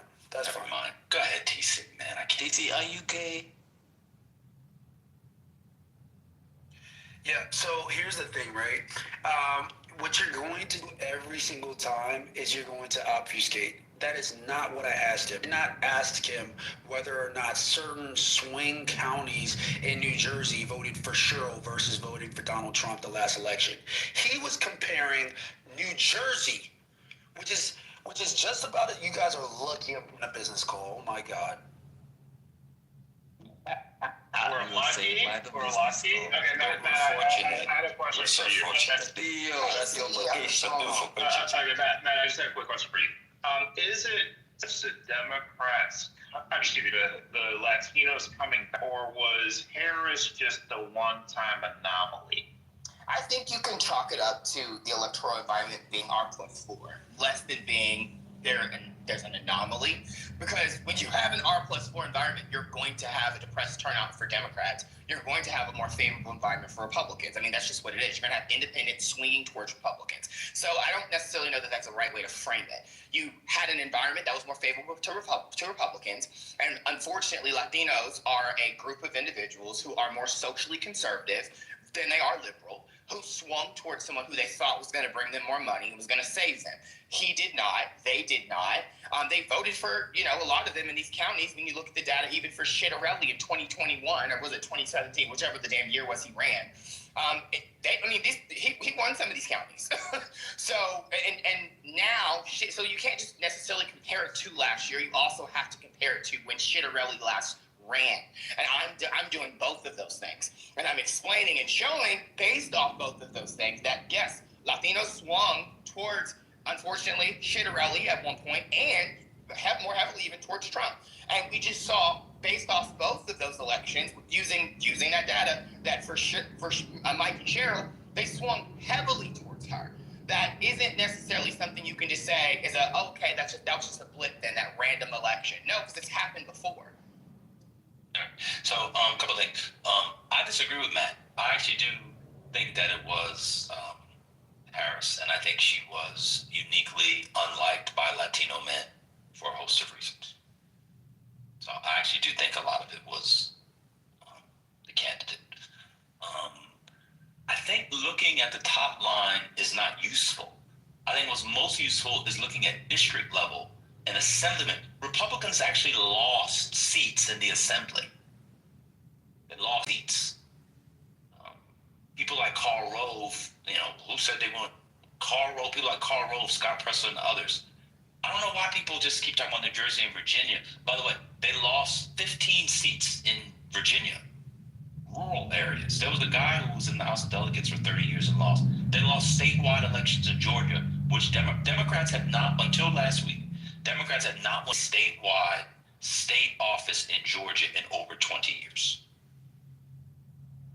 These are obvious shifts. They broke a supermajority in Mississippi. These are obvious shifts. Just saying, oh, well, a Democrat won Virginia, so also, it's not that, it's a matter of margin. It's a matter of district level shifts. They went from 51 in the House of Delegates to 65. I don't know. And it's not just Latinos. Young men voted for Cheryl plus 10 and Spanberger plus 14, or vice versa. I always get the numbers mixed up. So far, what we see. So it's not like, oh, it was a blue state. They definitely won blue states. That doesn't tell you anything.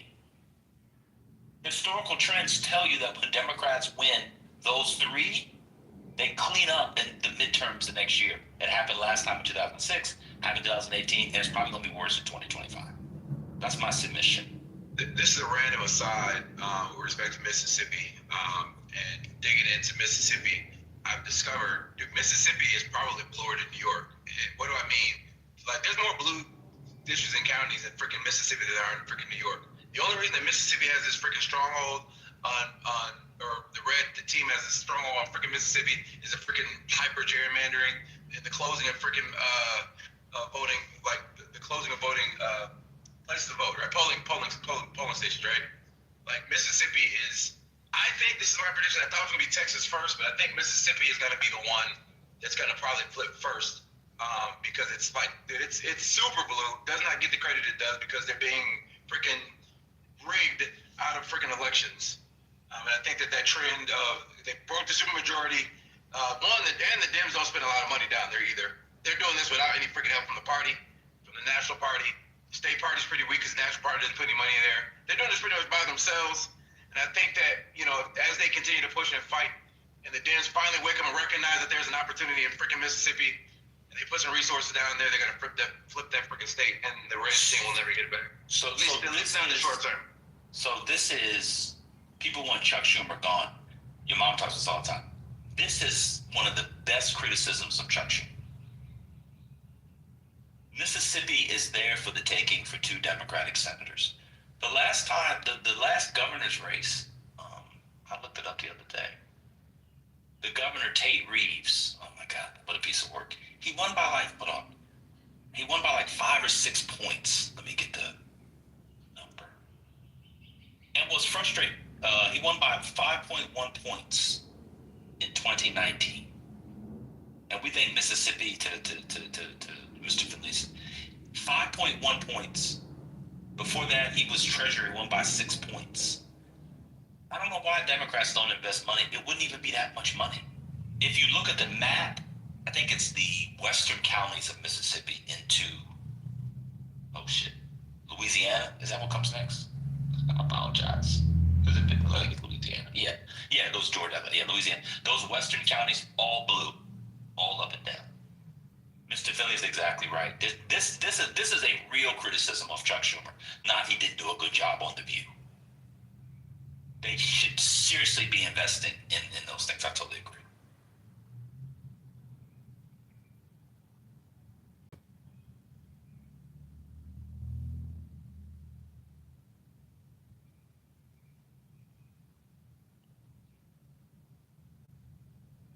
Did y'all see the news this morning about the freaking leaked Epstein emails to his attorney who's freaking getting the Cinderella treatment now about Trump, saying Trump is a dog that has not barked or something along those lines?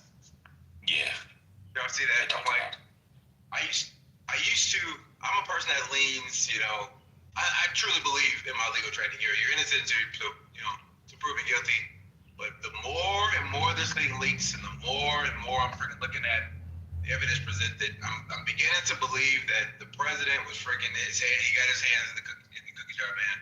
I'm I'm believing that he was involved. He was freaking involved. Well, how do you interpret this other line that says, "Of course he knew about the girls as he asked his lane to stop"? Say it again. How do you interpret that one? Of course he knew about the girls as he asked his lane to stop. As he asked who to stop? Maxwell. The man, the lady that set it up. Did she say that? No, there's someone who was talking about Trump and an email said, of course he knew about the girls as he asked Maxwell to stop. How do I interpret that? Mm-hmm. I don't know how to take that. Well, there's two things I draw from it. So one, he was aware of criminal activity and didn't say anything about it. But two, it would suggest he didn't participate if he asked her to stop. He was basically trying to shut it down. That's what it looked like from this email.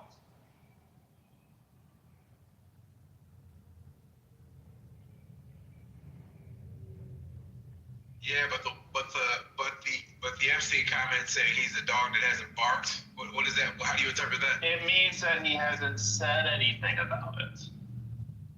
Right? Like, essentially, he knows about it, but he's not communicating anything about it because he could have, right? He could have ended up going to the authorities, but hasn't. So when you put the two statements together, that's how it comes across to me. Again, there's a crime here because you can't know about something like this and not. Wait, hold on a second. Let me ask. Can you know something about this and not report it? No. Can't. Okay, I figured. Yeah, so there's criminal activity in the sense of him knowing about it, probably seeing it, and not, reporting it. But it seems like he did not participate from the way I'm reading these emails. So explain to me why she's been moved, right? And why Epstein essentially was getting a freaking sweetheart deal. Because one, Trump is the most paranoid person as it relates to his image at all ever, right? And two, even evidence that he knew about it would take him down. That is an issue in of itself. So there is legality and problems that go beyond him participating. He doesn't have to participate in it for it to be a big problem for him. Yeah, I disagree that he cares about his image. Number one, and if you're this innocent, right? You don't think he cares about getting his name dragged? No, because he said something. He said something that is proven to be very true, right? He was being hyperbolic, but it's true, right? When he said I could shoot somebody on Fifth Avenue and not lose a single vote, it's freaking true. The majority of his church, and I'm using that word church metaphorically, are not going to turn on pastor. They're just not going to.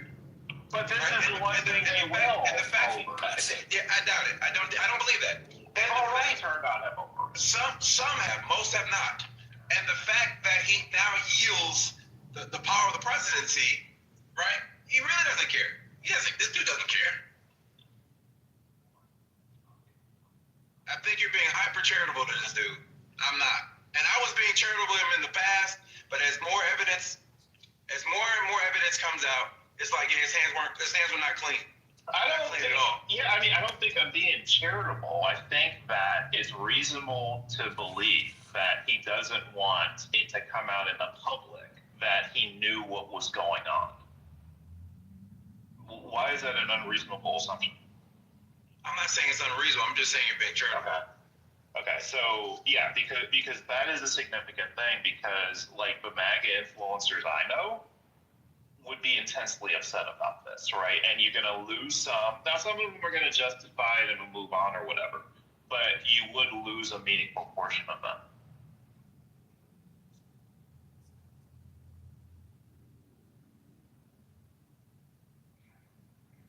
Well, I honestly cannot wait for this whole nightmare of a presidency to be over with. It is a nightmare. I don't care what anybody says, it's a freaking nightmare. This is an yeah, 3 more years, bro. As a millennial, I cannot believe what my adult experience has been. It's been unfreaking believable. Unbelievable. It's a really good time to be a young child because you won't have any memory of, unless, I'm saying all things considered, because you won't have to, but in your prime years, it must not be fun. I gotta be honest with you,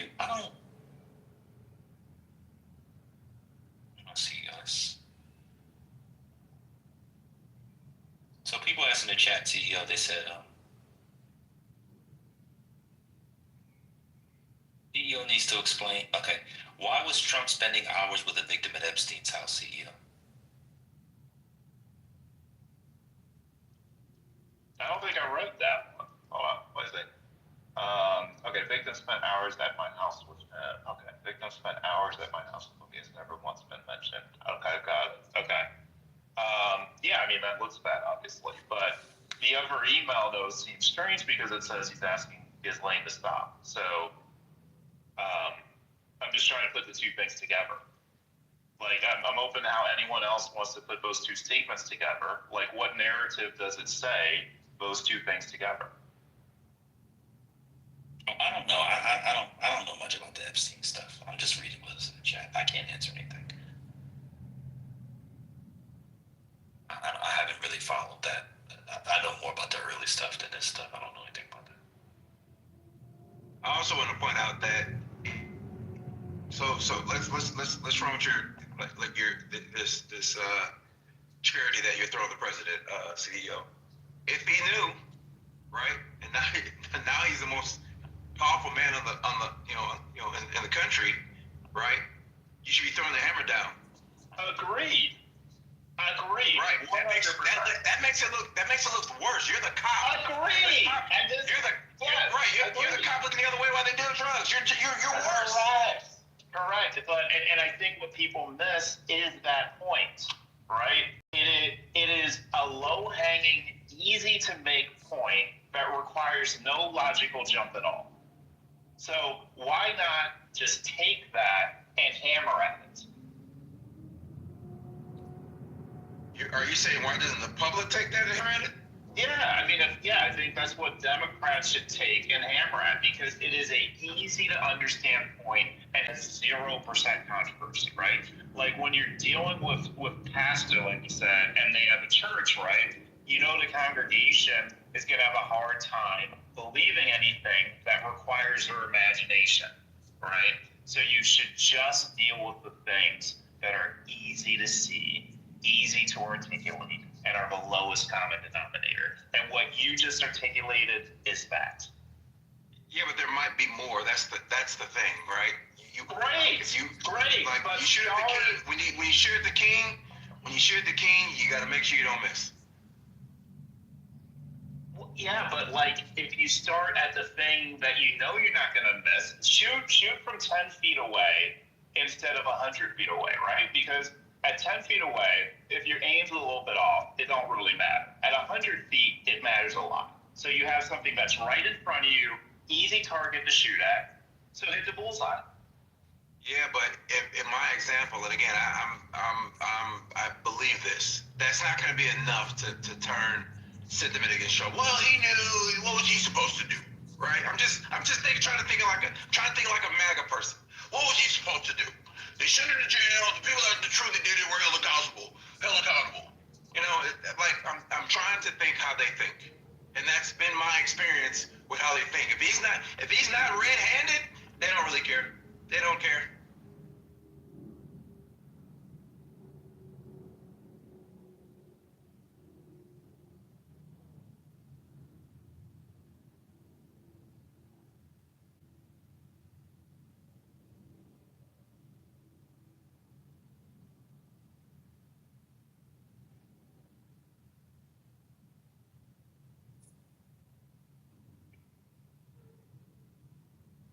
Oh, by the way, this idiot of a administration has lost me to date close to $70,000 this year. Thank you so much, Amin. Because you didn't do the thing we talked about, right, Finley? You put that money in Ethereum and you have significant money. I gave you an opportunity, Doc. I'm talking about my wages, sir. He's wanting money in wages. Thanks to these freaking tariffs, Canada and Mexico. Thank you.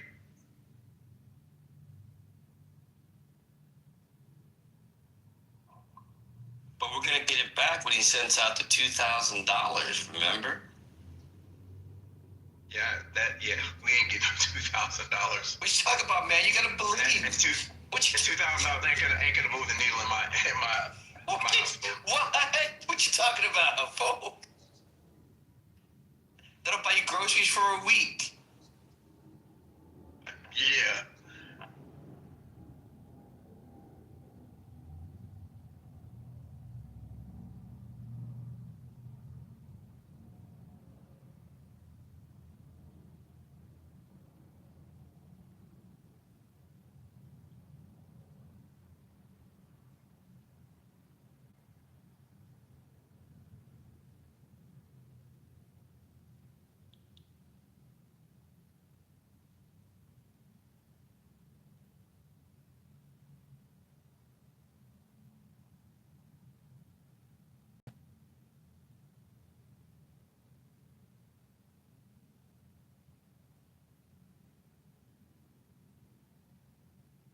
So the wonderful thing I keep seeing in the chat is how people want to constantly say, oh, well, they wanted to do whatever, and they didn't.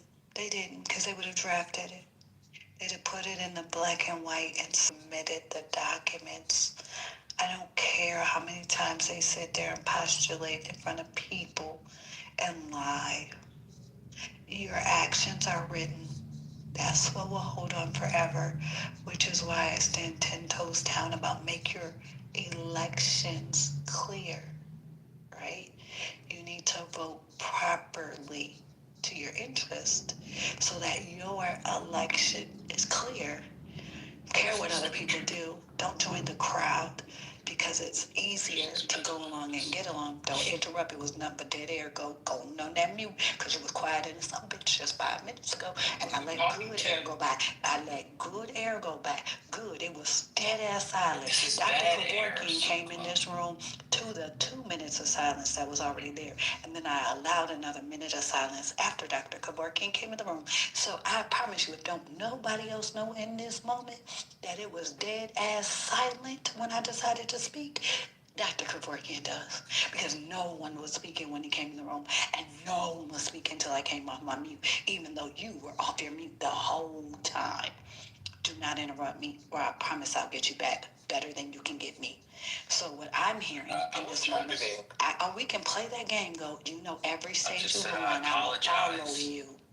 I said I apologize. Cool, appreciate it. So here's the fun part. We got a wonderful situation in America where we have an opportunity to stop playing games with the gangbangers, right? A lot of y'all talk shit about Bloods and Crips and Vice Lords and GDs and all the gangbangers in the inner city. You do a lot of shit talking. But the problem is you don't do the same shit talking to the gangs you belong to. None of y'all talk shit about the blue, the Democrats. Don't none of y'all talk about the red, the Republicans. All y'all do is blame each other. But y'all don't never say we collectively are fucking over Americans. I don't hear that. Don't none of y'all ever really denounce your gangs. You stand tall in your gangs. You rep your colors. You stand in and, oh, it's their fault. We got to get them back. You are just as bad as the Bloods and Crips, except you play internationally. The people who die in your wars are literal whole nations of people.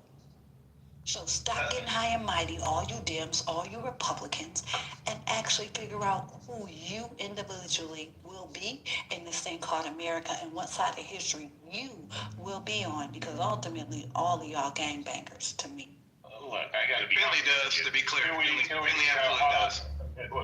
It's like, so 2 weeks ago, I might have mostly agreed with what you said, but all I've seen the last several days from Democrats on Clubhouse is how terrible the Democrats are.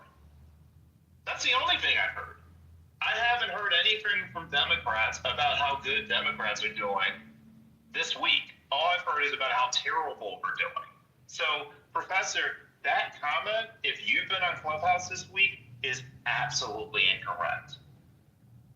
Wait, people weren't celebrating the elections, the CEO? You've been making stuff up. I said this week. They were celebrating last week.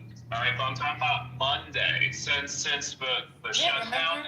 We had the whole Charmaine conversation yesterday. Yeah, Brian, you've been at the head. Yeah, but a week is 7 days. Oh, but Brian, this week, Sunday. Every week starts with Sunday. You said week, but that's okay. You misspoke. Okay, let me say it again. Since Sunday evening. I'm with you on that. Okay, fine. Say this week. Okay, there has been nothing but slamming of Democrats by Democrats, and it's been strange for me because normally if the team wins, I thought you celebrated, but all a little longer. They've been doing it all year. That's all they do. Yeah. So, Professor, have you been on Clubhouse since Sunday, Professor? I've been on Clubhouse for 5 years. Okay, and so are you not hearing this the last 72 hours? You haven't heard the Democrats complain about Democrats? I've heard a lot, but when I come and talk my rhetoric, they go right back to where they were. So to me, a lot of postulating happens often. I don't adhere to it. It doesn't impress me. It can impress y'all. These folks ain't serious. They not. These really aren't. They playing. First of all, let's tree shake and eliminate who's really an American. And that starts with your allegiance to this nation, the oath in your heart. Yeah, many of these people want the worst for America, which means you want the worst for me. I love when somebody jumps up and say they're a pretendian. If you're not an Indian, you're an immigrant. No, it was somebody in the chat. Who so I want to make that? sure. Mud from Ado. Mud, stop it. Yeah, so for the record, if you're not the Indian, you're definitely a foreigner, and that's just your business. The African descendants, they have a home in Liberia. It literally was their reparation. I am tired of these African descendants getting in American politics. They really need to go. They have their home, they have their repair, they were given Liberia. If you did not want to go home to Liberia, then guess what? You didn't want reparation. Don't ask us for shit else, because that's what the treaty says. That's what the Constitution says, Article 14, Section 4. Don't even question us about it. If you want your reparations, go to Liberia. They have a check. You can self-deport. Go right on that self-deport app and say that you're an African descendant who wants to get your inheritance that your ancestors never received, and they will send you back to Liberia with your check. See, enough of this. Enough of this. Let's tell the truth. A lot of y'all doing too much talking about the Indian, but you want an Indian benefit. You want an Indian reparation. You want an Indian repair. You want an Indian's land. You want an Indian's money, an Indian's government. But you don't want to be the Indian. Go home to Liberia, baby. We don't need you. So Liberia wasn't reparations. What's going on? What are you doing? Wait, you said I should check Article 14 of the Constitution? Article 14, Section 4. There is no Article 14. Amendment, Article 14 for me is the amendments because they're all part of the same line. 1 through 10 plus the rest of them 28. So if you go down the list of all the different things, you get that Bill of Rights right there. Starts with 1 amendment. That's the amendment to the 14th articles. Amendment. Oh, okay. Yeah, they're the amended articles. So the actual amendment is to the articles. So the amendment. Hold on, I got you. The amendment for the people who do not know, they'll go. The amendment hold on, the amendment itself is an amended article for the record. So for a lot of people, again, it's an amended article. It's an addition to the previous articles. Again, for people who do, because we see this differently, go. You and I are not, you're not an Indian, so this conversation is being had differently. Again, me and you will never see this the same because I don't speak from the lands of a colonizer. I'm an Indian, so I'm speaking for the indigenous people. You can speak for the colonizer, that's fine. But I'm talking to those with Indian and their family, and clearly that's not you. And we don't have no hate for you, but quit getting in our business. So for the American Indian, this is an amendment. But you're not Indian, buddy. It don't matter. It don't matter. It don't matter. It don't matter to you. This ain't your business. Remember, y'all wanted us to stay out of y'all business. So stay out of ours. It's not your business. Is you a descendant of a treaty signer? Are you a descendant of a constitutional signer? Yes. Which one is yours? Mine is John Hanson. So the Treaty of Paris. Mine is John Hanson. I just told you the Treaty of Paris. That is not a U.S. treaty. Mine is John Hanson. Paris is not a U.S. treaty? No, not with the indigenous people here and the U.S. You said a treaty. I know, but listen, you didn't let me finish. This is what happens when you don't hear the whole thing and only half of it. You stay home. So again, if you are not the treaty signer or constitution signer. On the white side. Again, treaties as in U.S., not U.S. And then 2, again. On the white side. Again, can you stop? Because hold on, time out. I'm talking here. Listen again. Quit trying to interject and let the rest of the sentence run. You miss half of what's said because you interject. You were missing out and stop talking. You miss half of what's said because you jump in at a comma. Whispering. Because I'm at work unlike you. I have a job. And I work for the city.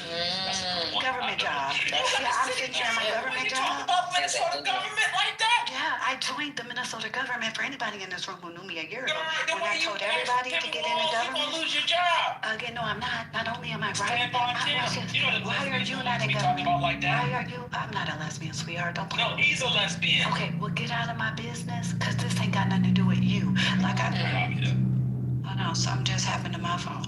Okay, like I told the rest of y'all, y'all stay hollering about what we doing, but you not the Indian, and if you are not the descendant of the treaty signers and Constitution Declaration, that means the founding documents, because in our preamble, it's very clear that the founding documents are for particular people, and it is themselves, the ones who all signed it, and their posterity, that means their grandchildren in time immemorial.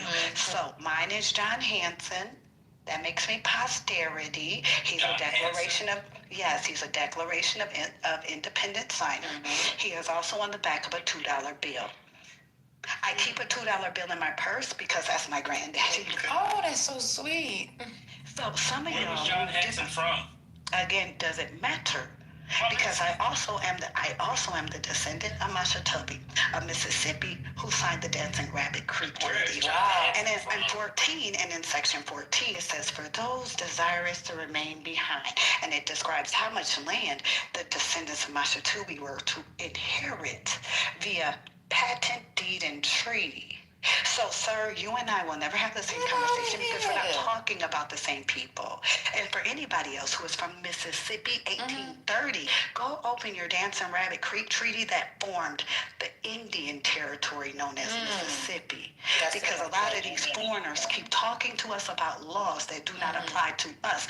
We have a different set of vision on those laws than the foreigner because we're not born to this land. We are the grantor of this, the receiver of the grant. So we are giving them grace, not receiving their grace. This is our land, not their land. They can't give us a damn thing. They can't grant us anything, and they can't oblige us anything. We have to be the grace here.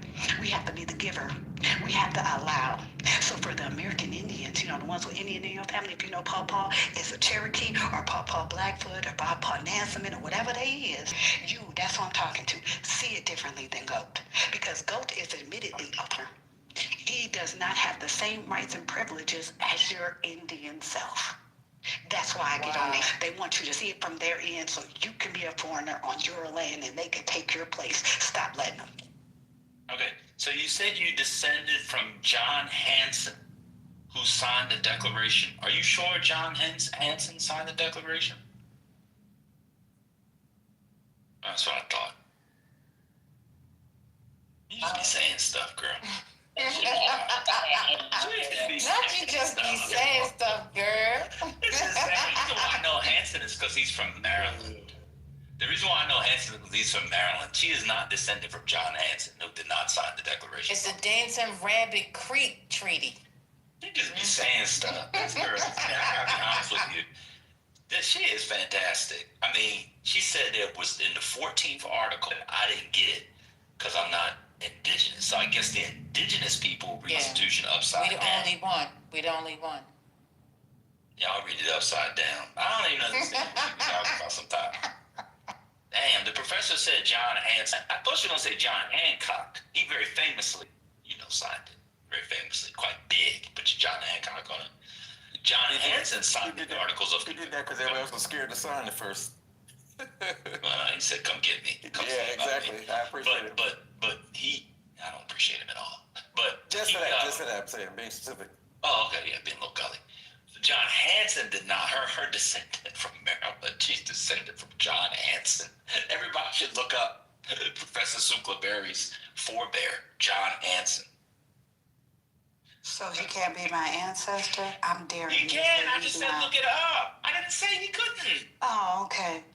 We want. I mean, he's very famous. He's in one of my Maryland. many ancestors tied to He's all very these famous. documents. I literally Hold on, you gave just you cut me off, two. girl. What you doing? I gave a European and an Indian. But my question What is, you doing?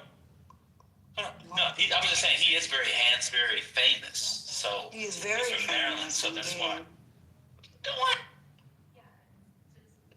You supposed to be at work, looking like I am Myra. definitely at work sleeping. UNITY.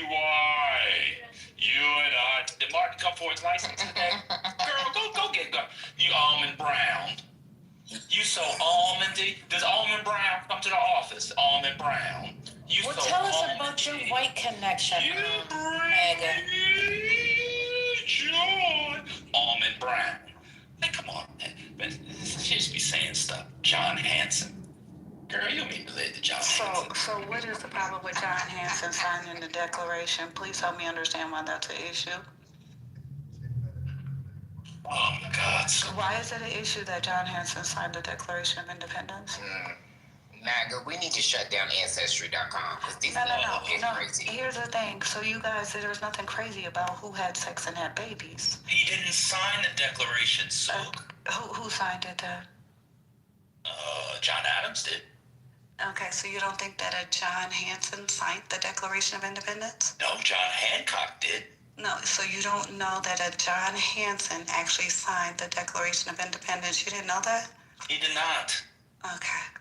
I'm just, He you signed the really Articles believe of that? Confederation. He signed the Articles of Confederation, as I said. He's well known in Maryland. That's where I'm from. But he did not sign the. You go ahead and Google it. It's okay to be wrong, Professor. Did you misspeak or Well, here you go. I mean, I'm just trying to figure out why you guys didn't know this. I mean, we definitely can have the conversation. You bring me. So when we think of the presidents of the United States, many people do not realize that we are actually referring to presidents elected under the U.S. Constitution. Everybody knows the first president in the sense of George Washington, but in fact, the Articles of Confederation, the predecessors of the Constitution, also known for a president, albeit one with greatly diminished powers. 8 men were appointed to serve one-year terms as president under the Articles of Confederation. 1781, just let me finish so you can understand how the Declaration comes into play. So again. When was the Declaration of Independence, beloved? It was done essentially July 2nd. When was the Declaration of Independence? I'm going to actually show you their signature on it. I just want July you to know. 2nd. When was it? Let me tell you. Hold on. When was it? Just give the dates. Just give the dates. You want to continuously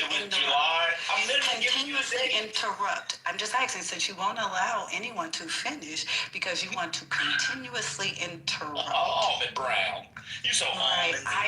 Again, we can do this. It was about July 2nd. So you continue, but just because you continue to cut me off doesn't no, mean he's you're not right. cutting you off. You asked him a question. He answered the question. I wasn't done speaking, so clearly cutting me.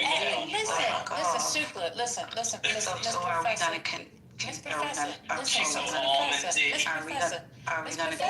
Miss Professor, please just chill 1 second. 1 second.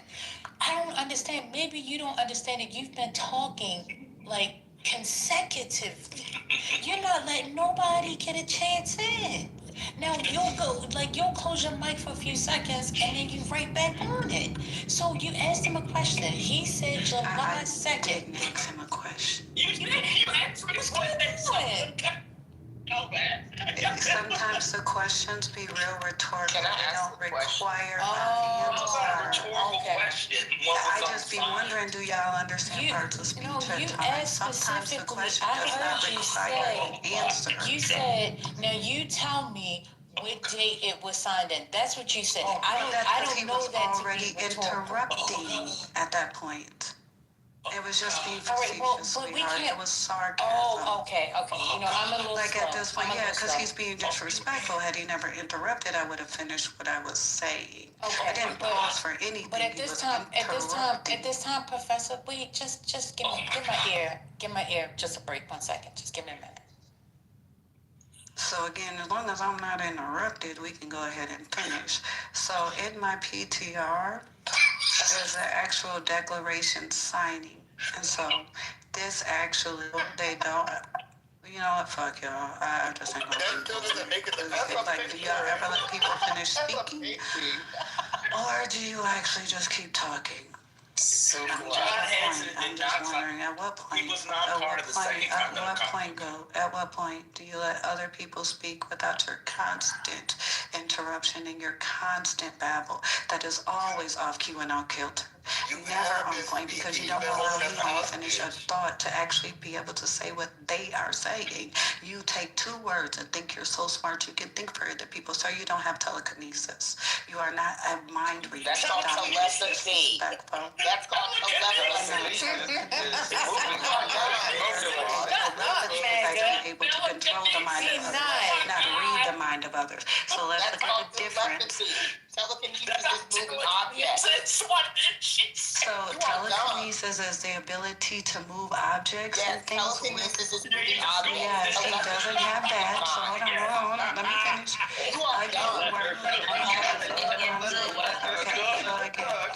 Again, I'm not done speaking. He cannot read minds, and he does not have telekinesis. I gave two different things. Stop interrupting and thinking you know what I'm talking about.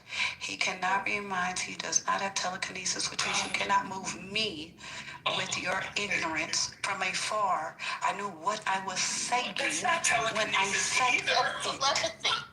Am I not a person or being or object? God, I'm not a person being or object. That's what telekinesis is. The ability to move persons, people, or objects with thy mind. So again, you're not telekinetic. You're not moving me with your bullshit. That wouldn't be telekinesis. So again, I think you're trying to add what isn't there, and you do that absolutely often, Goat. Trying to confuse the public when you are wrong, but you don't know how to stand down and just be wrong. Shut the fuck up and be wrong. Hey, are you Professor Charles? Please stop interrupting me, man. You ain't even in this. I don't even know you. You got a blue plus sign. I'm not responding. I can see your little bubble moving. I don't really care. You're not in this. You're not MAGA. You're not me. You don't know. You're not even a main character. We don't know. You're not even a main character. We don't know you. We don't know you, sir. Damn, Billy. Excuse me. You're not even important enough. Yeah. You're not Patty. You're not MJ. You're not Dr. You're not anybody of importance. I do not know you. Beloved, get out the way. Mind your business. Mind your business. So the John Hanson signed the declaration or not? You are not even important enough. You are not important. The John Hanson. Go ahead, because I see Go think he can read minds and move people with bullshit. Did John Hanson sign the declaration or not? Did John Hanson sign it or not? Again, you didn't let me finish.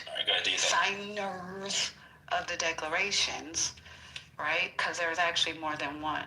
The Articles of Confederation are actually the first set. He believed in the Confederate Union of the Americas. So when you actually look into my ancestor, you will see that he actually wanted a different structure than everyone else. The reason why I bring in the amended articles, because I have to put all the words on the table and not acronyms or short and firm, because GOAT will have y'all confused, were actually because of John Hanson and others from various states who refused to continue with something they drafted because they did not agree with every. What happened? Thank you. Somebody blessed us. So y'all muted me. Appreciate it. No, nobody. No, y'all got it. Y'all got it. That's not what happened. That was a mistake. Wait a minute. Stop. Everybody be quiet.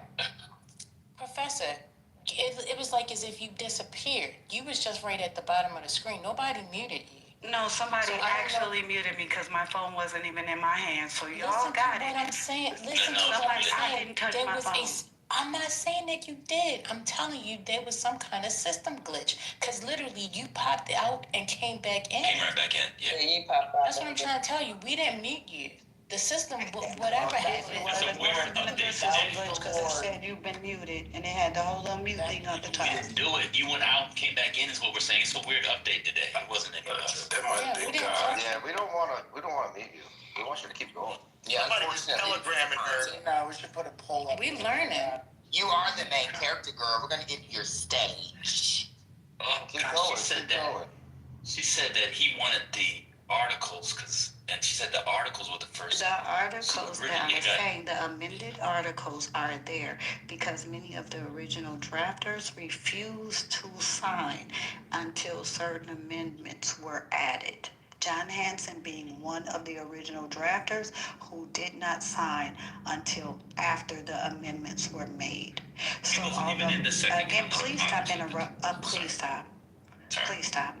I'm sorry. Like if you don't, you could say all of that from behind the mute. If you learn to mute yourself, all of that would never interrupt anyone. I'm not You at my could have phone. all your opinions behind the mute, and it would be so much more respectful. But it's You not an get more opinion, respect. it's a People fact. like me wouldn't crash out on your head because It's we not an feel opinion, it's a disrespected. fact. We would not continue to have these ridiculous amounts of back and forth that All right, irritate sis, stay the room. focused, stay If focused. Go Go would ahead, just just let learn. people We finish learning, their we learning. fucking Go ahead, keep statements. teaching. Go ahead, sis. So go ahead. What happened? Are you Don't also know how related to people talk. Pocahontas? But go off, because I'm just done. Like, I'm out No, there. I don't so care. John Hanson wasn't in the Continental Congress when the Declaration was adopted. He didn't come until a few years later. Notice he said adopted, not drafted. It was drafted before adopted, though. No, it's drafted before adopted. So he said that he wasn't there in the adoption. Very clear he was in the draft. So this is why I'm trying to figure out why this man lying. But the draft would have happened before the He was literally in the draft, the very first draft, which was the Articles of Confederation. The first draft. That was the very first draft before there was even a Constitution. There was Articles of Patty, Confederation. where are you? What's going on? First, So you didn't know the Articles of Confederation came first? Because when she was in middle school, they used to be like, you got Indian in your family. Oh my God! She suggested drafting comes after adoption. I didn't say the drafting came after. That is not what I said. That is not what I or the other person said. Go, do not do that. That was a lie. I said he was in the drafting. The other brother said it wasn't possible for your statement and my statement to be true. I said exactly. That's why you know he don't know what he's talking about because the drafting came first. So how can he be in the drafting but not in the second part? You need to stop that. Talking about Quit. One person always trying to confuse what Stop. states. The Declaration. Stop. Just stop. So Articles of Confederation came after the Declaration of Independence. The Declaration came first. Article of Confederations came second. The drafting of these things came before. Again, stop interrupting. No, you gotta stop interrupting him. We said listen to you for 7 minutes straight. In the middle of speaking, and I got Dr. Professor Sukla. Okay, I'm gonna try this one more time. I'm gonna try this. She said he signed the Declaration. And I try to speak, and he interrupts me. No, but he was in the middle of speaking. He was talking now. You done had your chance. Let him have his chance. Okay, babe? Like, we listened to you for like 8 minutes. And you haven't listened to anything because go I heard everything. I was begging you more. What is you saying? You would never know because Go won't let me finish a sentence. I heard you. What I'm saying What is, did I say? What did you hear? What did I finish for completion? I understand everything that you said. What did I get to say in completion? I gotta let Dr. Professor Sukla go. Dr. Barry, listen, you said, I heard everything that you said, okay? Your thing is, Hanson wasn't there in the beginning because No, that's not what I said at all. Wait, listen to what I'm saying. He didn't sign it in the beginning. That's not what I said at all either. You said that. That is not what I meant to say. This You is just why. said that, and you said that he was waiting for This is the why you should amendments. allow me to finish No, my you point. gotta That is not stop. what I You gotta said. stop. That's what Goat said. Goat interrupted me and said that. I didn't say that. That's Goat's words, not mine. That's what you said. That is not what I said. That's what Goat said. I said he was a signer. He was in the actual drafting. I brung in the I'm placing you on mute. I can't. Back to the muting me again. Go ahead, Sydney. I just said that before I did it. Let me hear from I'm somebody else. just pointing out Look, again how you all interrupt. Don't never let nobody just finish. chill back. Let other people talk for a minute. Whatever, just don't let Go speak back on what I said because he don't know what I said. And y'all done made me finish. Professor, Go on mute. Let somebody else speak. I've been trying to get in there for a while. Go on and mute up, Go. Let somebody else talk. So I heard her. She said a lot of things. She definitely started off saying the Constitution, but she did correct herself. No. And Now, this is what I heard. If you guys heard something different, okay, like, tell me about it when I'm done speaking. This is what I heard. I heard her amend what she said to say that he was not involved in the Constitution, fact-checking that he was dead when the Constitutional Convention happened. He died 4 years before that, but he was a key member of the group that drafted the Articles of Confederation. I know that. Which was 4 years before the Constitution. So you weren't here in the beginning. She said that he signed the Declaration. That's what I started off with. The Declaration is Didn't you not start the off? Come on, Constitution. Go on mute. Hold on, Go, Sydney. stop. Hold on. Go on mute. Go on mute. No, you could go on mute. You didn't Stop start off muting with me. the Go on Declaration. mute You and started let off- I that literally man said, I started off by saying. You started off with the Constitution. I'm sorry. The Constitutional Convention. Sydney, mute up, bro. I apologize. The Constitutional Convention. Sydney. Okay, she said the Declaration of Independence. Sydney. Yeah, that's completely wrong. Sydney. That was in like 1700. Sydney. Who wrote the Declaration of Independence, Sydney? Who wrote it? It was a group of people. John Hancock, others, like, I'm not John Hancock, but Alexander Hamilton. What is going on here?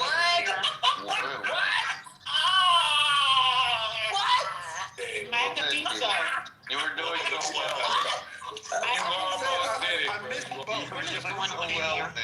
It was a group of people. One of the main ones was Hamilton, was it not? Oh, God. Was Hamilton a drafter? I mean, I don't know. Like, you can laugh at me for not knowing basic history, but yeah, like, obviously I can't tell you who wrote the Constitution.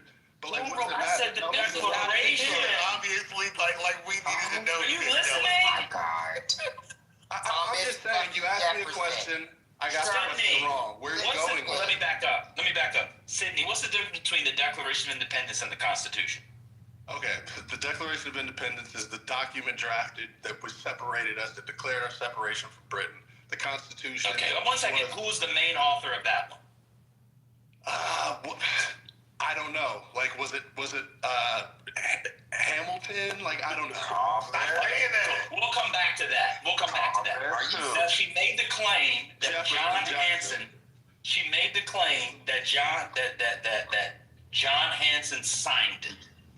John Hanson didn't join the Continental Congress until 1779. Let me ask you, Sydney, would John Hanson have signed it?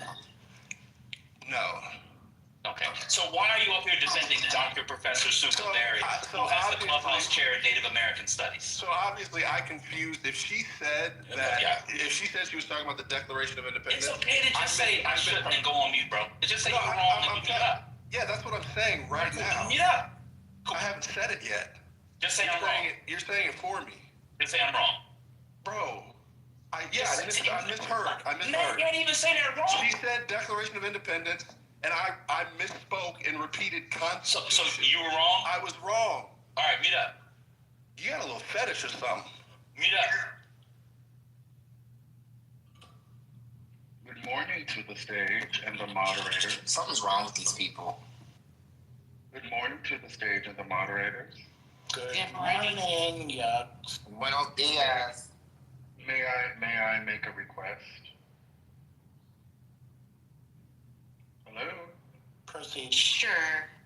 Yeah, so since this is the politically correct room, the house where people with nimble minds and intellectual curiosity gathered. Oh my God!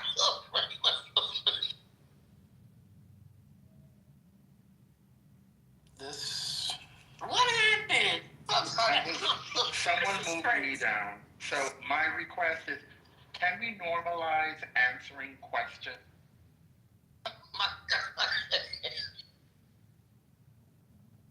Not too much on hurricane. I mean, yucks. Not too much. Oh, man. Interesting. Sydney, you really don't know Can somebody bring up Yucks? Sydney, you really don't know who wrote the Independence. No. Somebody Do you know have you ever heard of Thomas Jefferson or Benjamin? Yeah, somebody said Thomas Jefferson. Have you heard of Roger Sherman? No, Roger Sherman. Yeah, Robert, was Livingston. Have you ever heard of this? Robert Livingston? Have you heard? Okay. You said Robert Sherman, and then you said something like... I'm actually going to go ahead and... John... I can't do this. Yeah, you should learn how to ask a question properly and then get back. You should probably learn how to answer questions. You couldn't answer anything I got. Okay, we're not doing that. Remember his name? We're not doing that. Get back to me. Okay.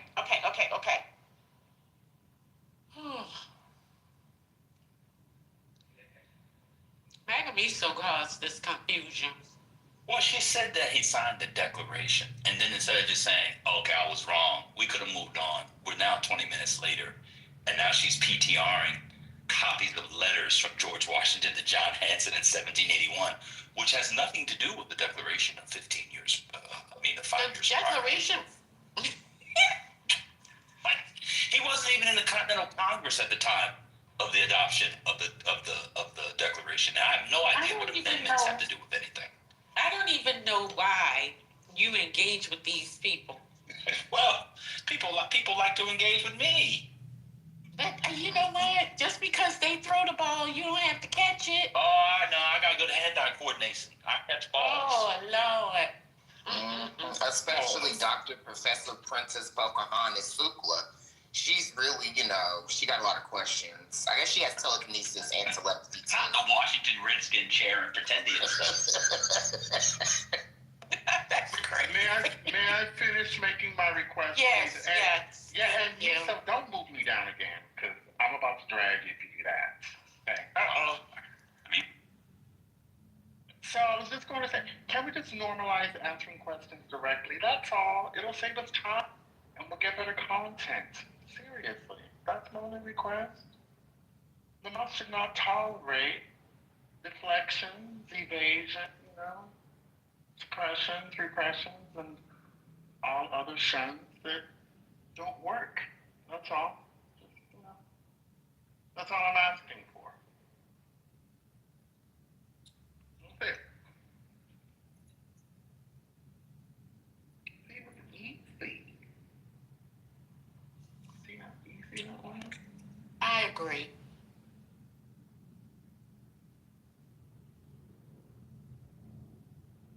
I actually think we should start asking for folks' brain scans before they're allowed on stage. Like back channel the brain scan. We just need to see if there's anything going on,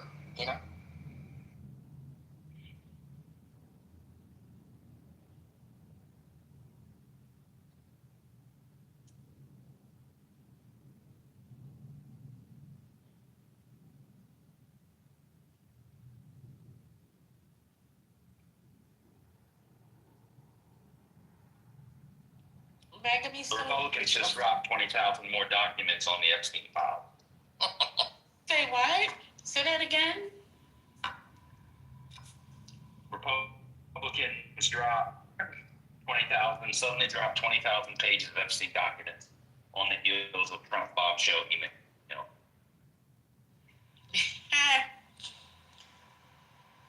I think that was the Democrats, not the Republicans.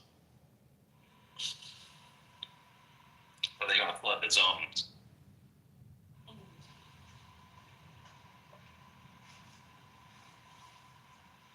So the Democrats did the email this morning, and the Republicans just dropped 20,000 docs. Yeah, and they're calling it the full truth. Yeah, they're gonna try to overload.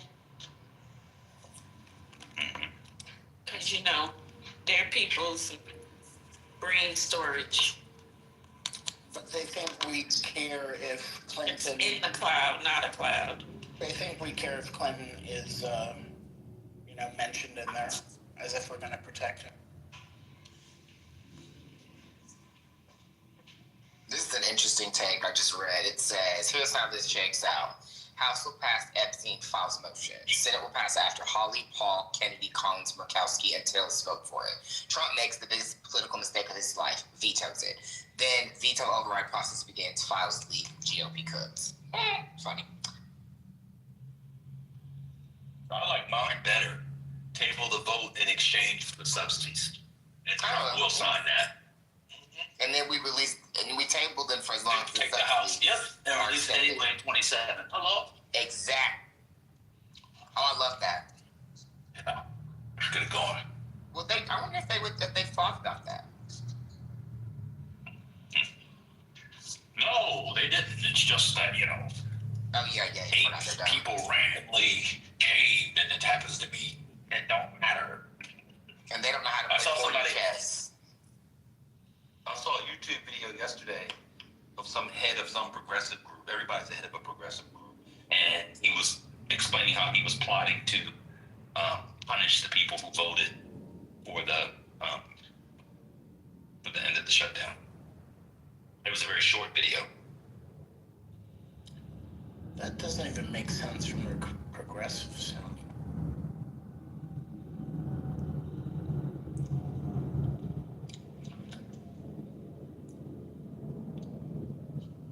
Oh my God. Mm-hmm. Yeah.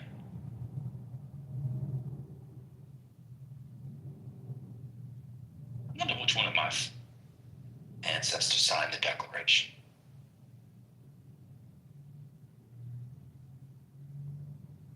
All of them. Oh my God. Lord, my soul. I know that Hillary Clinton is saying, but his emails today.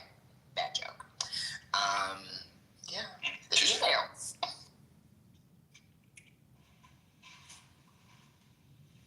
Shout out to Hillary. Was it Rodin? Is it Rodin Clinton? Yeah. Shout out to her. HRC. Period. Oh, yeah, she's in your PTR. Shout out to that girl, okay? I hope she's feeling good today, like you said the other day. I hope she's in the woods with her girlfriend, eating coochie, eating hot cocoa, doing her thing. What is going on?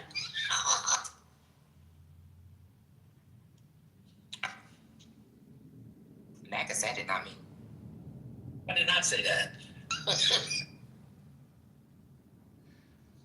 Hey, is that 500,000 in the bill that allows the Republican senators to sue the government? It's still in there? Okay. No, not sue the. Well, wait, is it the government or sue the person? Yeah. Yeah, that is in there. Yeah, I think it's the government. Yeah, 500,000. Yeah, I think per request, up to 500,000 per request. Per senator. Tommy Tuberville being one of them. I think Marsha Blackburn. The worst of the worst. Well, by the time if he will be able to use it, he won't be able to use it. He'll be out of office because he's going to be the next governor of Alabama. Who you think, Doug Jones or Toby Tuberville? Probably. I hate that much. So Doug Jones said he might run? Yeah, he said stay tuned. They just asked him on stage. He talked about it. He deflected and said, you know what, just stay tuned. And everyone was like cheering and he smiled and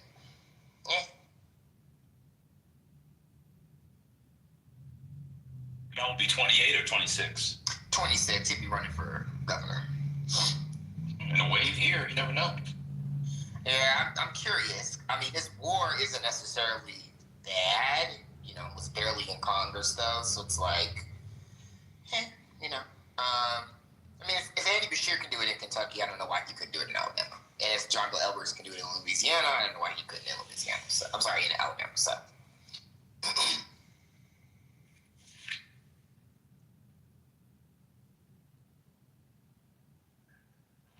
Magda, have you looked at these emails?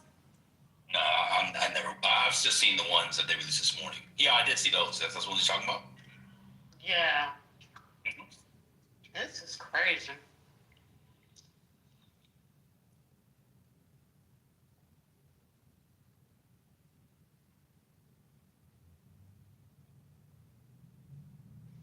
Oh, and they said that the reason why John Bill Edwards didn't go for Senate is because he's planning on to come back as governor. Because you know how you have to take the year off after you do 2 terms. He's supposedly going to challenge the current sitting Republican garbage governor.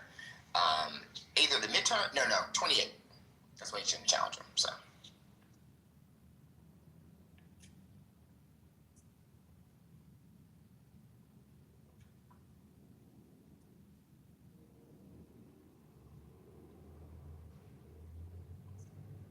27. Oh yeah, they have the off year, just like Kentucky, because Kentucky's 27 also.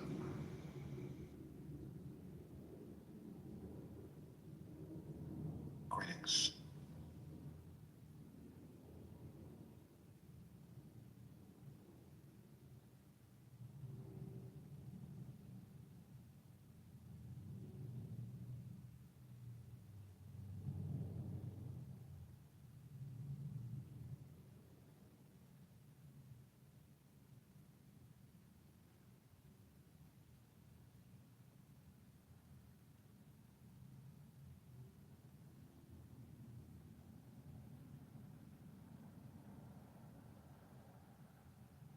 $23,000 pages. That's what it is that the Republicans released.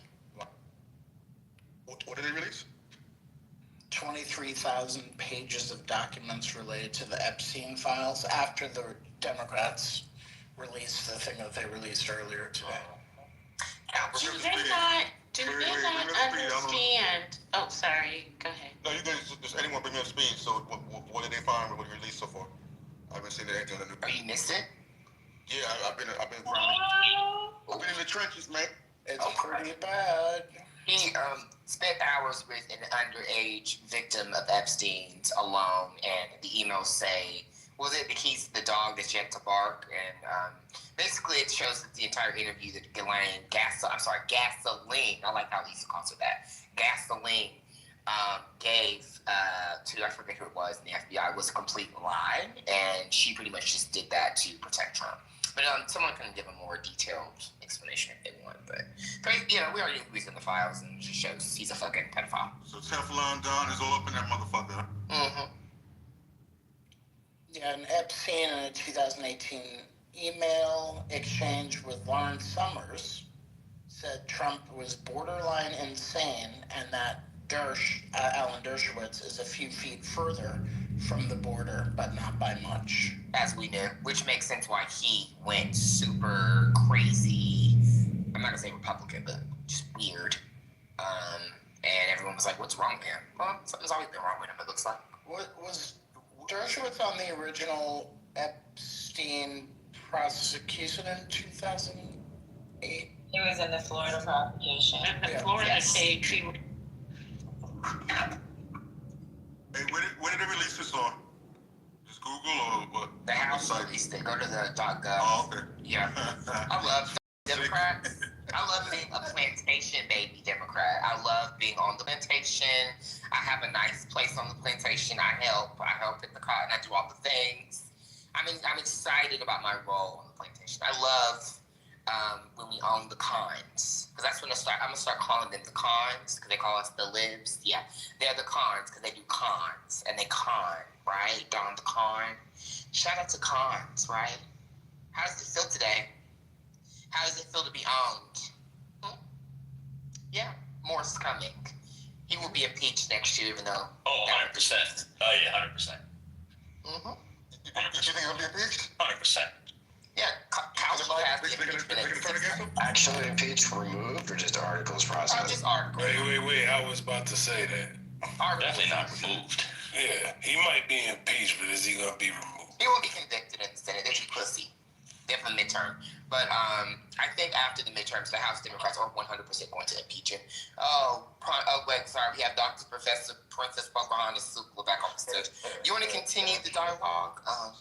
Yeah, but you think this is going to stick, real quick though, you guys think this is going to stick to him? Because I just feel like these MAGAs, no matter what, they're in fucking denial or they don't give a fuck. Oh, Mike Johnson already said it's a hoax from the Democrats. So they're in their corners. But we have 218 now, honey. Discharge petition. Shout out to Adelita Grijalva and her late father. Oh Lord, now he went from being a black slave. Oh yes, I gotta get back to my Latin bag. Get it. Okay. Oh, this motherfucker. He went from plantation to taco truck. Yes, the tacos are good. I love me some motherfucking. I love all the things. Pasole, Manudo. Shout out to Mexico. Manudo, isn't that like that's a soup, right? Yeah. NSFW. With the chicken intestines? Is that what you It's say? cow. Yeah, the intestines. Yeah, Y'all cow. everything. Well, You know look, me, I'm live. you know me, go. You know what I eat. Yeah, you're Haitian. You eat cats and dogs. Not cats, just cats. Only cats. I'm not biased. I only eat cats. You're Haitian. You eat cats and dogs with yum yum I sauce. only eat cats. I'm not biased. Only cats. Yum yum sauce. They're eating the cats. They're eating the dogs. I put pig leaves on my cat when I say The yum yum sauce. fatty. Yum sauce is great. Not delicious. Yum yum. Alexa, stop. Mega, I have a question. Yeah, what's up? So, what do you think are the implications of this Republican document dump for the discharge petition? No implications at all. None. Because who is it? Who Matt? Who are the Republicans that are supporting it besides Thomas Massey? Bobart, MTG, and there's one other. Yeah. Yeah. No implications, meaning you think it'll go forward. Oh, for sure. I think it could pass the Senate too. I think the political pressure on the Senate will be so high that it could pass the Senate. Oh yeah. Will he sign it is the question. And I think them giving the stuff makes it harder to argue against. 100%. Yeah. Okay. For someone like me who's not even invested in it, I'm not even invested in Epstein like y'all. I don't know much about it, but at this point, I've heard so much about it. I just want everything out so we can kind of move on. You know what I'm saying? Yeah, I mean, I'm curious about it. Yeah. I'm anxiously curious about it. Oh, Nancy Mace is the other running for governor of South Carolina. She's the other one on the. So it's her, Massey, Bobart, the retard, and MTG. Those are the 4 Republicans that are now, signing this with all the Democrats. Is she allowed to run for governor and Congress? If she doesn't get the. Oh, so she's done. She's done, yeah. So that's why she doesn't care. And she's leading in some polling, but then you have the lieutenant governor that edges ahead of her a little bit. So who knows if she wins that? Trump hasn't endorsed in that race yet, so I don't think she gets endorsed personally, and I think she feels like she doesn't need the endorsement. But who knows?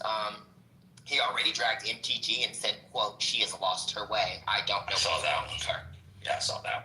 Mm-hmm. And then Bobart, I'm not trying to be mean, but Colorado, I don't know. Well, I know that you know this, Matt, Lisa, but for anyone who is or isn't paying attention to the Colorado governor's race, Michael Bennett has been a little bit mum on if he's going to redistrict, but I forgot what candidate it is, but he's basically come out and said he is 100% open. He thinks Democrats should draw out all of the Republican seats in Colorado, which they could do.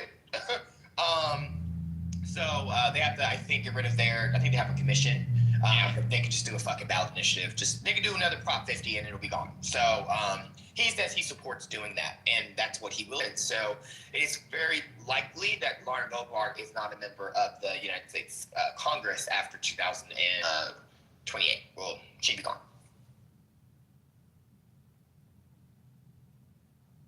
Because isn't she in Colorado 3? Yeah. She was going to switch.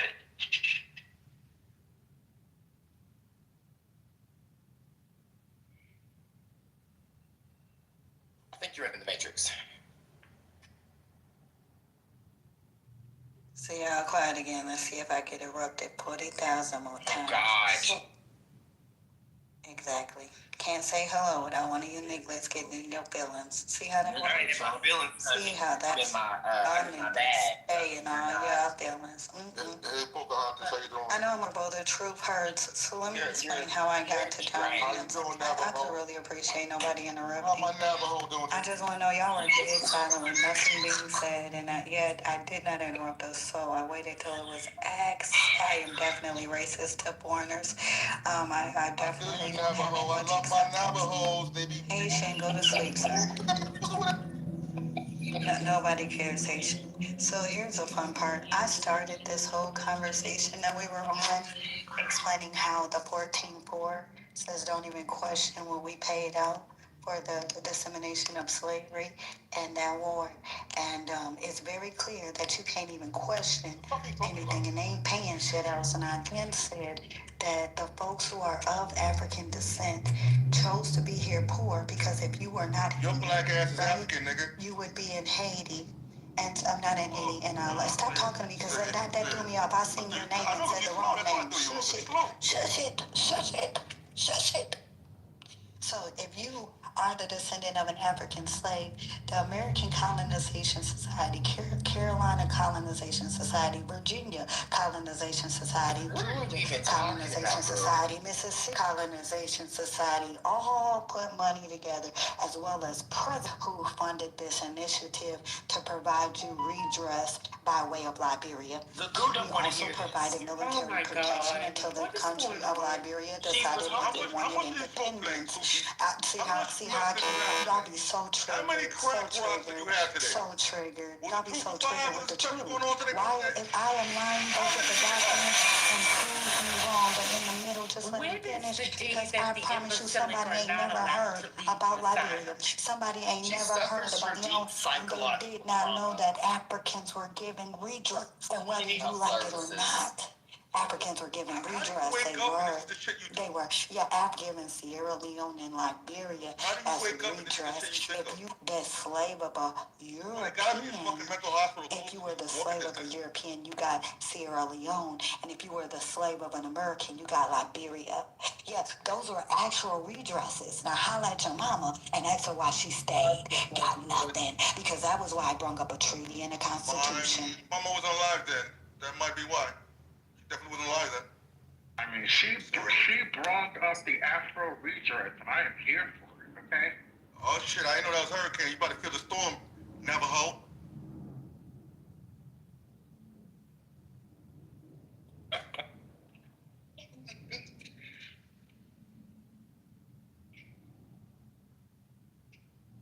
Yeah, I'm really convinced that we live around this a bunch of mentally ill fucking people.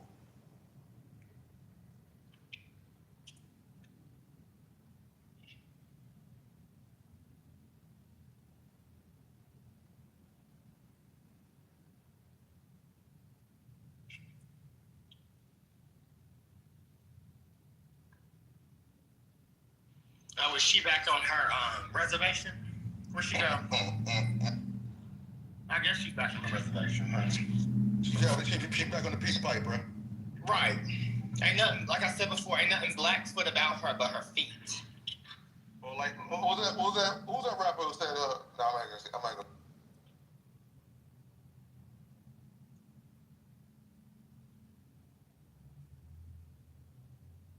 Who you have a meeting with the tribal chiefs? She has a fucking meeting, okay.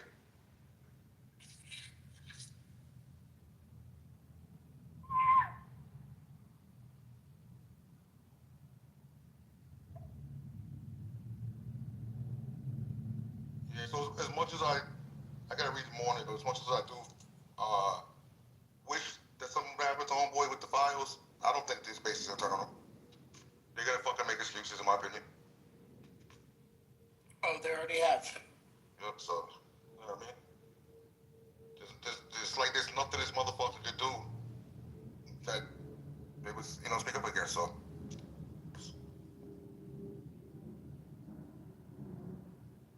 It's a cult. Is Amori hiding today? What's up with Mike P?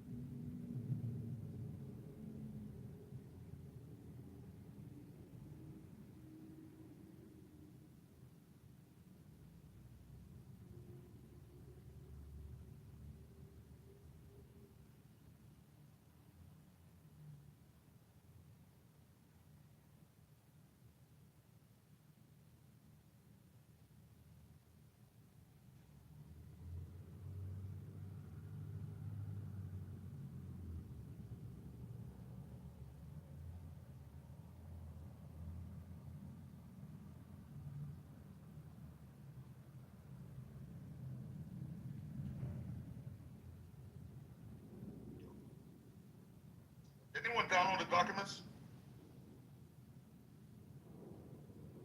Or try to, because I'm confused why they put it on Google Docs and Dropbox. I'm not sure. I'm looking at I keep looking at the New York Times feed because they're currently reviewing all of them right now. Yeah, so I'm looking at, I guess because it's 20 files, they put them on Drive. I don't know if I want to click on the fucking Google Drive from Gov website. Patient, how are you this morning? Yeah, how you doing? How you doing? I just wanted everyone on stage to know that today's room, politically correct, and the 420 later, is brought to you by the letter P. P is for pedophile, and P is for president. Damn, PP. Sorry, motherfuckers. Let's take some bets, April. Who's gonna make excuses for him? All them. There you go. All them. Yeah, Caroline Levitt already has. April. She's. Oh, sorry, go ahead. No, the Caroline Levitt statement. The Democrats have selectively leaked emails to the liberal media to create a fake narrative to smear President Trump. The liberal media doesn't exist anymore. Exactly. But did she say the emails were made up, Sprite? And she said that, referred to Virginia Guffrey, who said in a civil case, she quoted, "I don't think Donald Trump participated in anything." So she brought up Virginia Guffrey, or however you pronounce it. So the distraction and deflection is in full effect. Good morning, Matt. What were you going to say? I was just saying, did you see the new polling? Tom Begich is up in the governor's race. He would win. Yep. And Paltola, of course, is up against Sullivan. So it looks like we got, You know, Sullivan, ain't he in that $500,000 crowd of senators about the insurrection, suing them for, I don't know, I didn't read the whole article, I'm sure MAGA did, but I know Sullivan's in there with Tubbyville.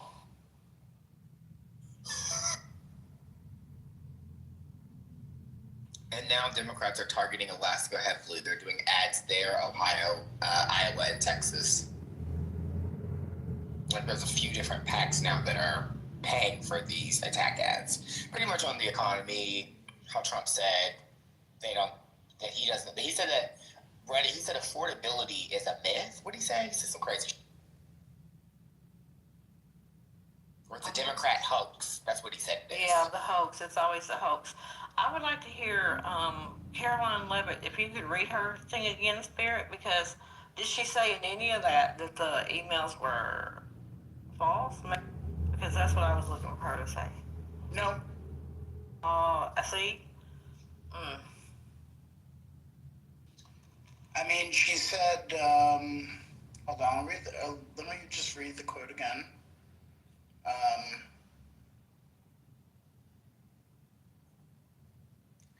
She said, selectively leaked emails to the liberal media to create a fake narrative to smear President Trump. Selectively released emails that are... Right. Nothing more. Right, and she added,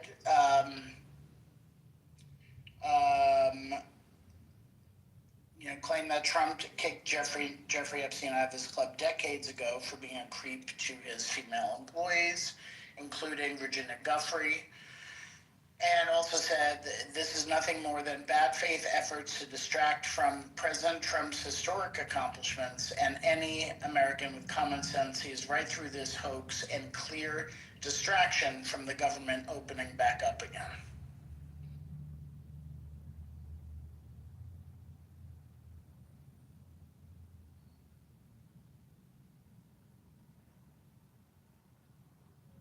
Everything's a hoax. I guess the shutdown was a hoax. Hello, everyone. I have some economic news. Let me see. University of Michigan dropped a new index of consumer sentiment on November 7. It is hit, it's lowest for Trump's second term, but the interesting thing it is basically the same, 0.3, 0.4 points higher than all-time low of June 2022. June 2022, just a refresher, is when the inflation surged to 9.1% year over year. GDP declined 1.5%. All of that, right? Like the worst post-war, the worst during the Biden administration, right? So the index of sentiment is even, and it's lower than 2008 financial crisis. And that is mirrored in the polling data, both from economists to YouGov, that Trump's job approval on handling the economy. Hello?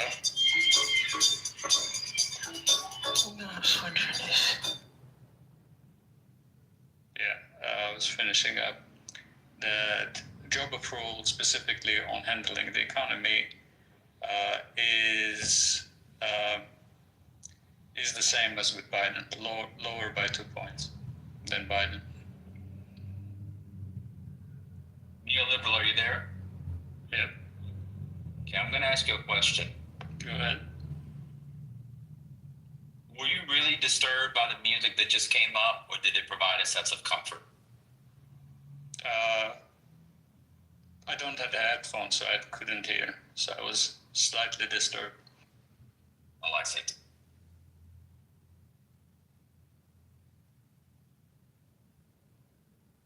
Getting a Michael Jackson ghost after you get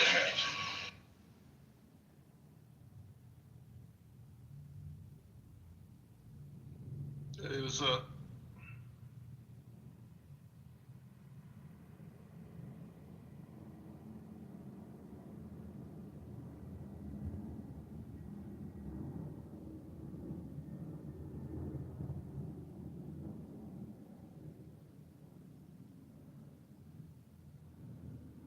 Wait, did you just play the national anthem for him?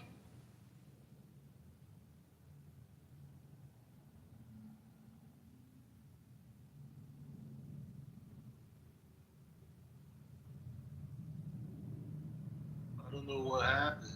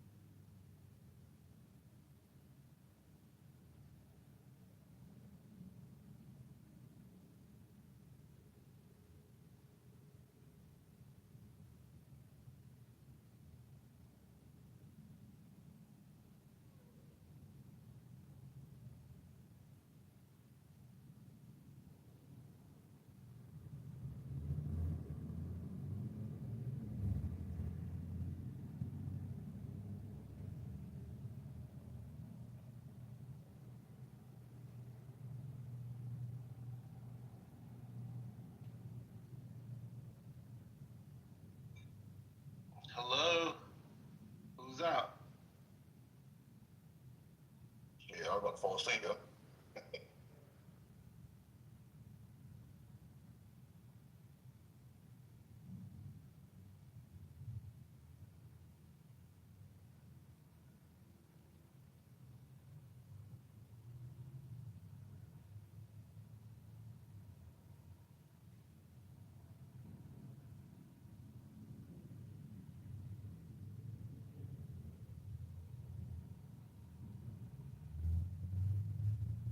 How long this room open?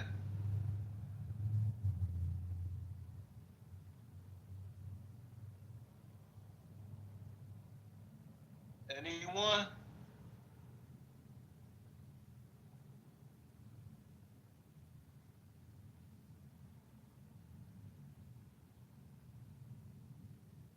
You said how long is it open or how long is it gonna be open? Yeah, I asked how long is this room open? Never closes, 24/7. Oh, okay, sweet.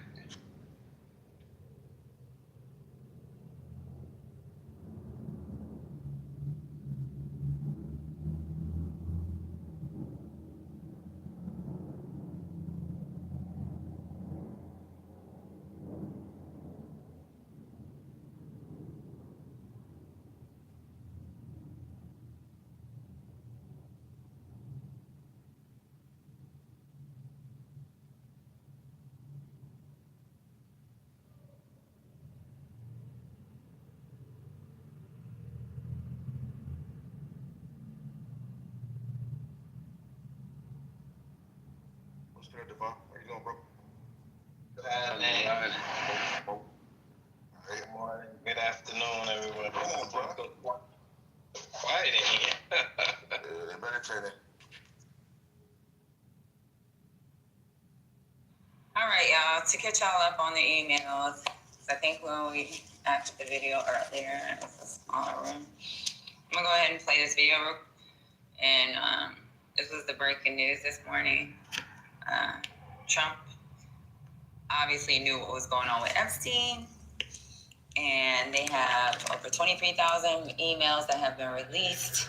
Some of the emails include correspondence between Wolf and his Epstein, and I guess it was on information because I guess Wolf was writing. Yeah, let me go ahead and play this shit. I'm trying to get my hair done, y'all. Which Wolf? Huh? Wolf Blitzer? Which Wolf do you mean? Oh, forgot his first name. Give me a second. I'm gonna go ahead and play the video. It's just released this morning never-before-seen emails that they say are from the late convicted sex offender Jeffrey Epstein. Those emails from 2011 to 2019 appear to reference his relationship with President Trump before he took office. The emails were obtained by the House Oversight Committee from Epstein's estate. Much of the context surrounding the emails is unclear, but in one email from 2019, Epstein wrote to journalist Michael Wolff that Trump, quote, knew about the girls. In another exchange, Epstein wrote that the president, quote, spent hours at his house with a person who House Democrats say is one of Epstein's alleged victims. Epstein died by suicide in prison in 2019. Well, President Trump has said that he and Epstein were once friendly. He has denied being involved with or having any knowledge of Epstein's sex trafficking crimes. The president has not been accused of any criminal wrongdoing in connection with Epstein. The White House did not immediately respond this morning to NBC News' request for comment. NBC News Chief Capitol Hill correspondent Ryan Nobles joins us now with more on this. So, Ryan, we're looking at three email exchanges here, one in 2011 between Epstein and his longtime confidant, Ghislaine Maxwell, who was convicted of facilitating his crimes. The two others, 2015 and 2019, are with that author, Michael Wolff.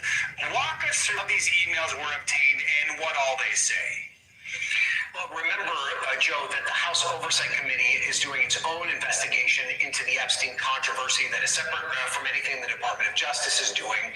And in this investigation, they've independently gone and subpoenaed the records of the Epstein estate, which the Epstein estate has been very cooperative with. They've handed over hundreds of thousands of documents in different tranches related to Epstein's affairs, his bank records, and also his personal email. And these 3 emails were part of that tranche of emails that were released by the estate to the committee. Now, what House Democrats have done is they've picked these 3 emails out that specifically reference President Trump, and they specifically reference President Trump with a victim. The House Democrats describe her as a victim in this case, and that President Trump had some sort of association with this victim. Now, House Republicans on the committee have now come out and revealed that the victim in this case is Virginia Giuffre, who is someone who has been an outspoken victim in the Jeffrey Epstein case, has talked extensively about her experience with Epstein and the controversy related to it.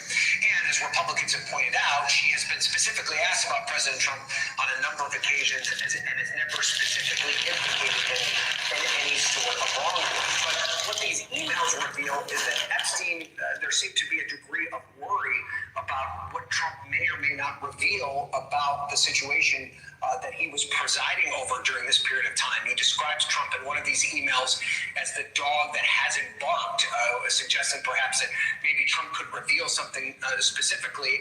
And in one of the other emails, Epstein talks about how Trump was around the girls, as he describes them, but has never come up in any of his conversations with law enforcement, specifically the Sheriff's Department. Now, as you rightly point out, Joe, there's a lot of context around these 3 emails that is not provided by their independent release of any of the other information.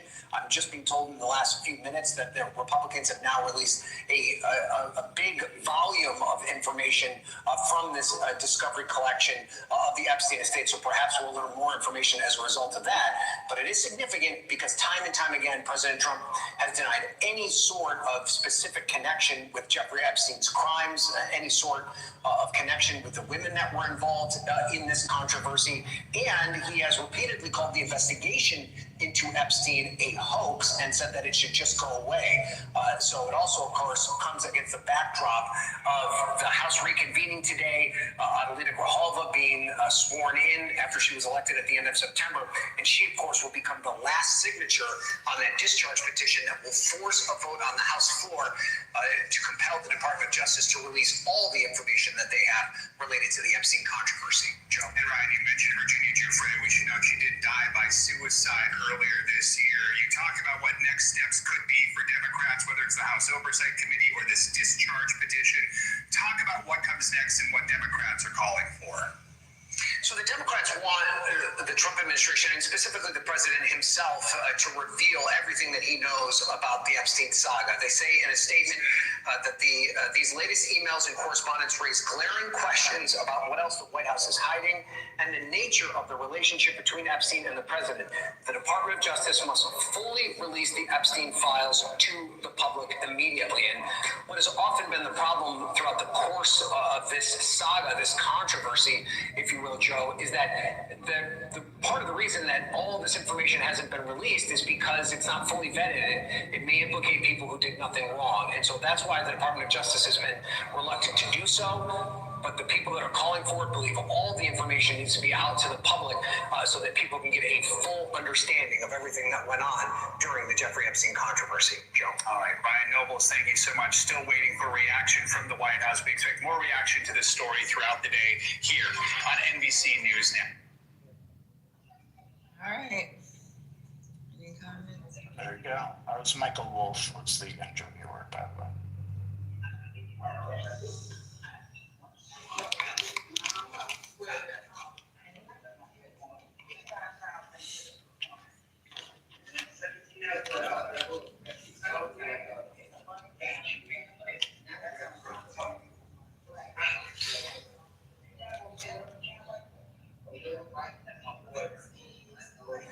Hold on. Sorry. Yeah, that's a mess. Yeah, and emails. Imagine what else they got.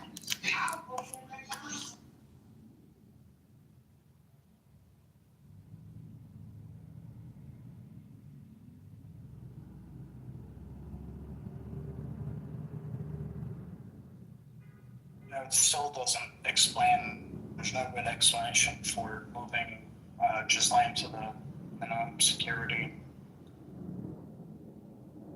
I mean, we can assume. Right, that's next. Well, we sure can, but I haven't heard a defense or reasoning for that. And then wasn't it leaked that some guard said that he was like essentially waiting on her? Yeah, that's what they say. It was the guard that told Brett. I guess they're supposed to treat her special. So. She did bring a box, right? Then they say they released her to go get some kind of. She had walked in with a box. Or whatever. A box of stuff? Yeah. They haven't said what was in the box, but it might have been. And like food? Like seasoning and like hot sauce and stuff? No, I think it was information she had. It's quote unquote support them. On the drug trial.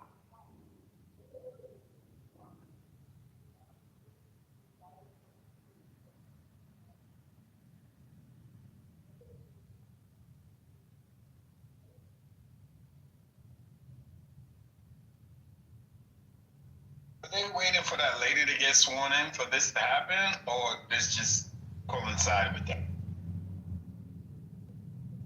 I think it just coincides. I think it just coincides. Right, but you think they were just waiting for this moment to like release it and change the time? Because I feel like they could have released this information at any point, but that's. No, it's because the Democrats had released what Patty had just mentioned, and then the Republicans released about 20,000 pages just now.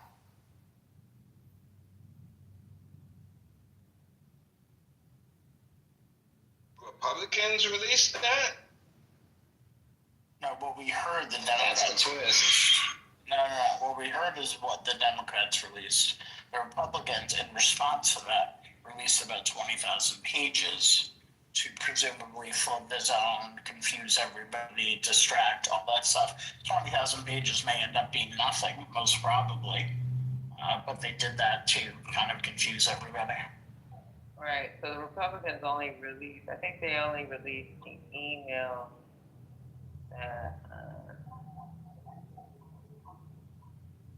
the email reference Trump. And then the Republicans released 20,000 pages of documents from the estate.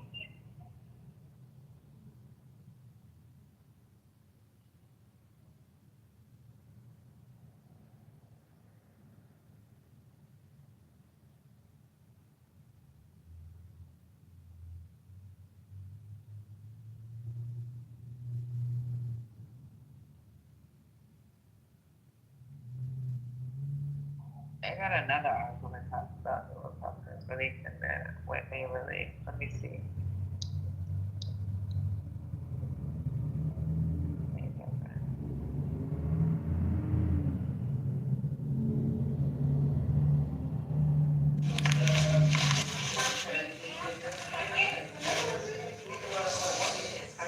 Not much more to be said, but.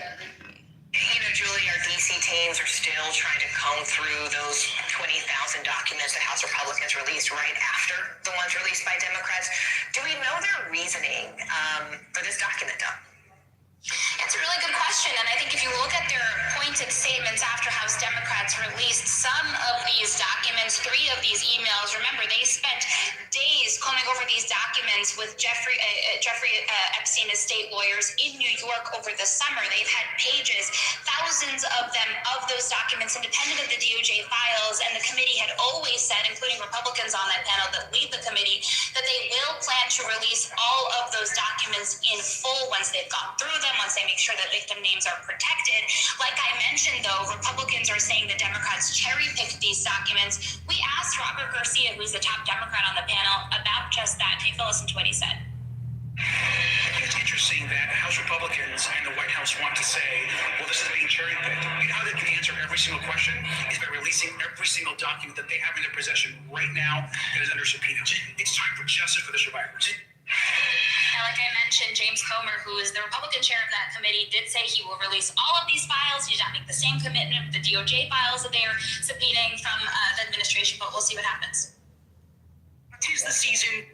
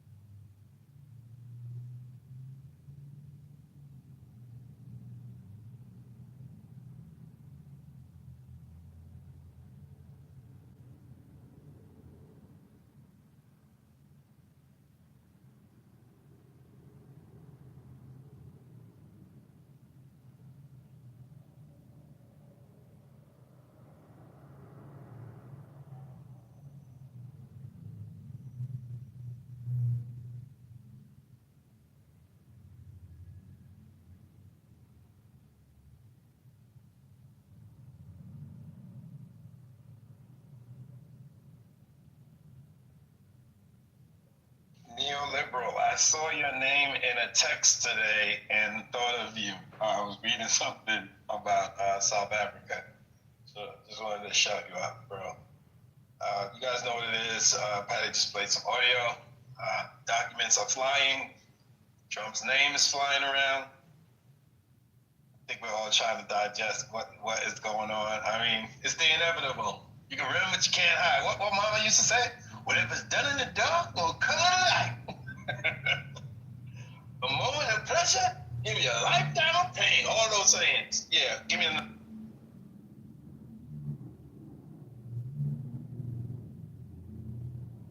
Tells you who they are, believe them.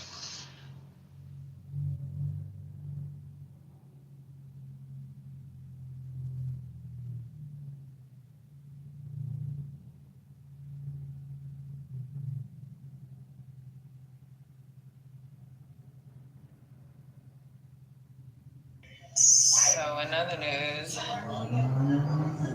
Trump has asked the Israeli president to pardon Netanyahu. Child. They have pardons over there? Yeah, I'm sure they do. Let me see if this is good. Who do you ask to pardon? Yeah.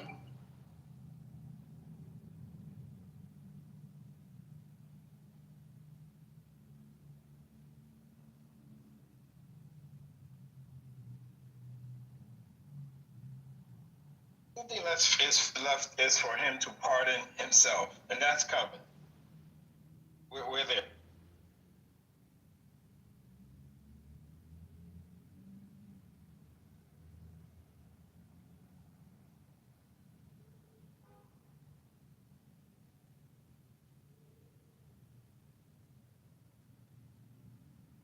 Did you hear that the White House doesn't want any sign language at their press conference? Like, what's happening in this country? Wait, any what language? You broke up for me. Sign language. The Department of Justice is appealing a federal judge's order requiring the White House to immediately begin providing American Sign Language, ASL, interpretation at its press briefings when President Trump or Press Secretary Leavitt are speaking. They're trying to appeal that. So they're trying to shut off sign language?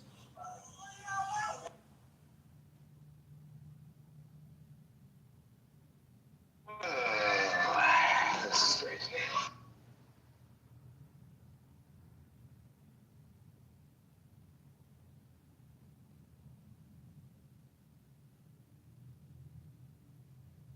So Venezuela's also announced a massive mobilization of their military. This was released 2 hours ago on CNN. I don't know what that looks like. Let me go ahead. I ain't reading that shit right now. I'm trying to get care of something.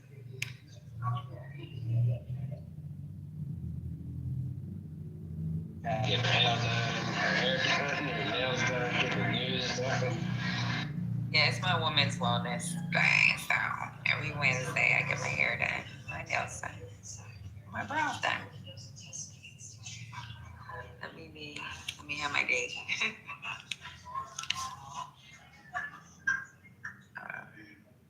WBO turkey for $15,000. My sister. The announcement came after America's largest warship arrived in U.S. Southern Command area of operations. That area includes most of Latin America. We've got CNN senior national security reporter Zach Cohen in Washington for us. Zach, good to see you. What more do we know about Venezuela's mobilization of not only its troops, but equipment as well as ammunition? And then also, how significant is it that the USS Gerald R. Ford is now in Southern Command's region? Yeah, Venezuelan officials making clear that this mobilization was ordered directly by President Nicolas Maduro, and it comes as a response to the U.S. military buildup in the region, which of course has been used to conduct these strikes against alleged drug boats, but increasing tensions with Venezuela in the process. Venezuelan officials calling the U.S. buildup a, quote, imperialist threat, and saying that they plan to conduct land, air, and naval exercises to really, as a show of force, to essentially ward off a potential U.S. invasion of sorts. Now, the aircraft carrier USS Gerald Ford is the U.S.'s largest aircraft carrier. It is the most advanced aircraft carrier in the U.S. fleet. At the same time, it brings significant air assets as well. It has 9 air squadrons, anti-surface capabilities, and it will join what is already a very large U.S. military presence in the region, including guided missile destroyers that are all ballistic capable, raising questions about what this firepower is needed. The Trump administration insists that the Gerald Ford and the rest of the military assets there are intended to conduct the counter-narcotics mission, the targeting of alleged drug boats. But at the same time, I'm told U.S. officials were unable to tell Congress why they need so much firepower to target small boats. So this uncertainty is still increasing and contributing to the ongoing tensions with Venezuela. Yeah, absolutely. And look, a lot of people looking on and wondering whether this means some kind of confrontation down the line. But we know that the undercurrent of a lot of what we've been seeing is that Caracas does believe that Washington is seeking regime change, something we've even heard from President Trump in sort of nuanced terms. But what are your sources telling you? Yeah, we reported back in September, and since then, that there are some within the Trump administration who are pushing a strategy to effectively conduct strikes inside Venezuela with the idea of pushing Nicolas Maduro, the president of Venezuela, out of power. That is still something some U.S. officials hope can be accomplished as part of this military buildup. At the same time, we also know that the Trump administration told Congress just a few days ago that it doesn't currently have the legal justification to target anything inside Venezuela or any other territory, even though they are potentially seeking an additional legal justification that would allow them to do so. So really some uncertainty, some ambiguity there. As you mentioned, Donald Trump's been non-committal on this since the beginning, both speaking in very verbose terms, in terms of threatening Nicolas Maduro at the same time, not going all the way to commit to U.S. forces conducting some sort of a regime change strategy operation targeting him. So we're gonna have to wait and see what ultimately happens. But again, there's really a lot of questions as to what all this U.S. firepower, a significant piece of the U.S. Navy, what it is doing there and why it's needed, which is, again, is stoking the questions about a potential regime change in Venezuela. Yeah. All right, Zach, great to have you on the story. Thank you so much. Joining me now to discuss all this is retired U.S. Air Force Colonel and CNN military analyst Cedric Leighton. Welcome to the show for the first time. Thanks so much for being with us. It's my pleasure. Thanks so much, Alex. Appreciate it. So what's really going on here with Venezuela?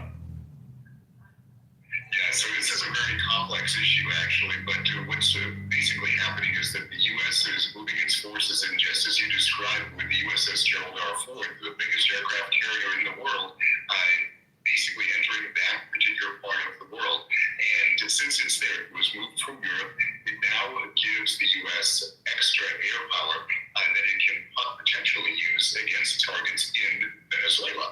Now, the Trump administration has denied that it is going after regime change in Venezuela, but the types of forces that are arrayed against Venezuela or against targets in Venezuela is way more than what you need for a drug interdiction mission, and not quite enough to really affect regime change. So we're kind of in that gray zone right now in terms of the numbers of forces.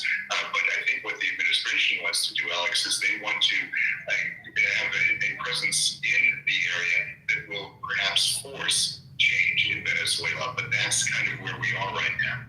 And Nicolas Maduro, who leads Venezuela, has expressed concern that the Trump administration wants there to be regime change. Do you think that's what's going on here? And if so, how would that even happen?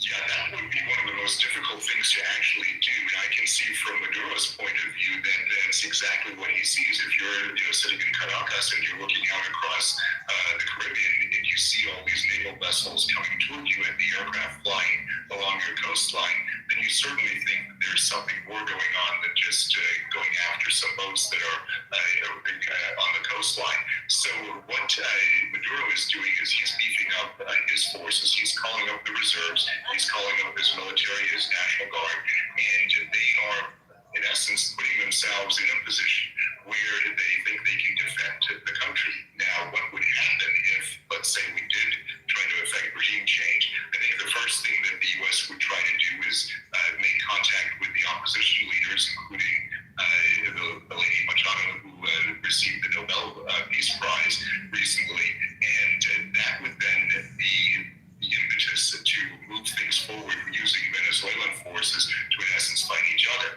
Now, that's one possible scenario. Nobody has said that's going to happen yet, but it's certainly a possibility. So if I were Maduro, I'd be looking at this and I'd be concerned, to say the least. The Russians have moved some equipment into Venezuela. They have Cuban help already in the form of intelligence support and weapons support. So there is definitely an effort going on within Venezuela and with Venezuela's allies to build up the Venezuelan forces, perhaps to thwart a possible U.S. invasion. So, sort of yes or no, should the U.S. be concerned about a war with Venezuela? Yes, because it's a much more complex thing than just throwing out the government. The government has been in power there through two leaders, Chavez and Maduro, for decades now. They have institutions, they have a whole cadre of folks that are loyal to them, and they would potentially mount a guerrilla war against any U.S. forces or other allies that come into Venezuela. So what you could see is us getting mired into a war that would make Vietnam potentially look like, not quite a picnic, but certainly it would be a very difficult aspect to deal with. So it would be, I think, an area that would complicate relations with Latin America. It also would complicate relations with countries like Colombia, which President Trump has gone after, even though they've been allies in the drug war. So it's a real mess, and it's something that we should definitely not get involved in this way. Well, President Trump has said that he's the guy who ends wars, doesn't get involved in wars, and I'm sure he's not looking to get involved in something that makes Vietnam look like a picnic. Cedric Layton, thank you so much for joining us with your perspective. Really appreciate it.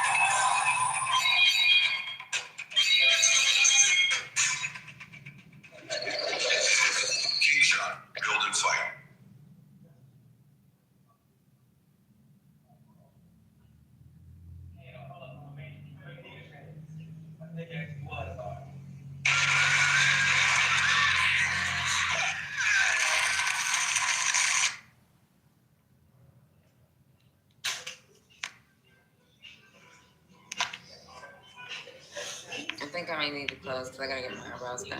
I can't run the room, get my eyebrows done. My eyes are closed. So I'll open back in maybe 30 minutes. Love y'all. Bye.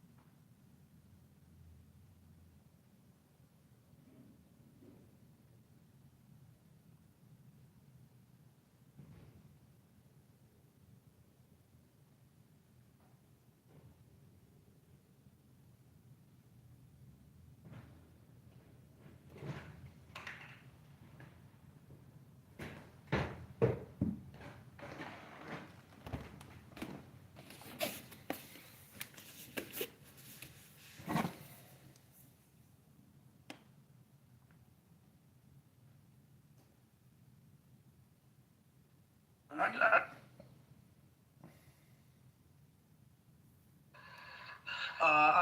not a very political guy, but the problem in India is like, so you have these parties like the Congress, then you have the left. They're called the left in Kerala.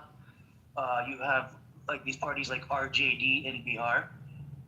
You have parties like Aam Aadmi Party, AAP, Keep moving. So like there's TMC in West Bengal, and so basically like essentially they have very poor track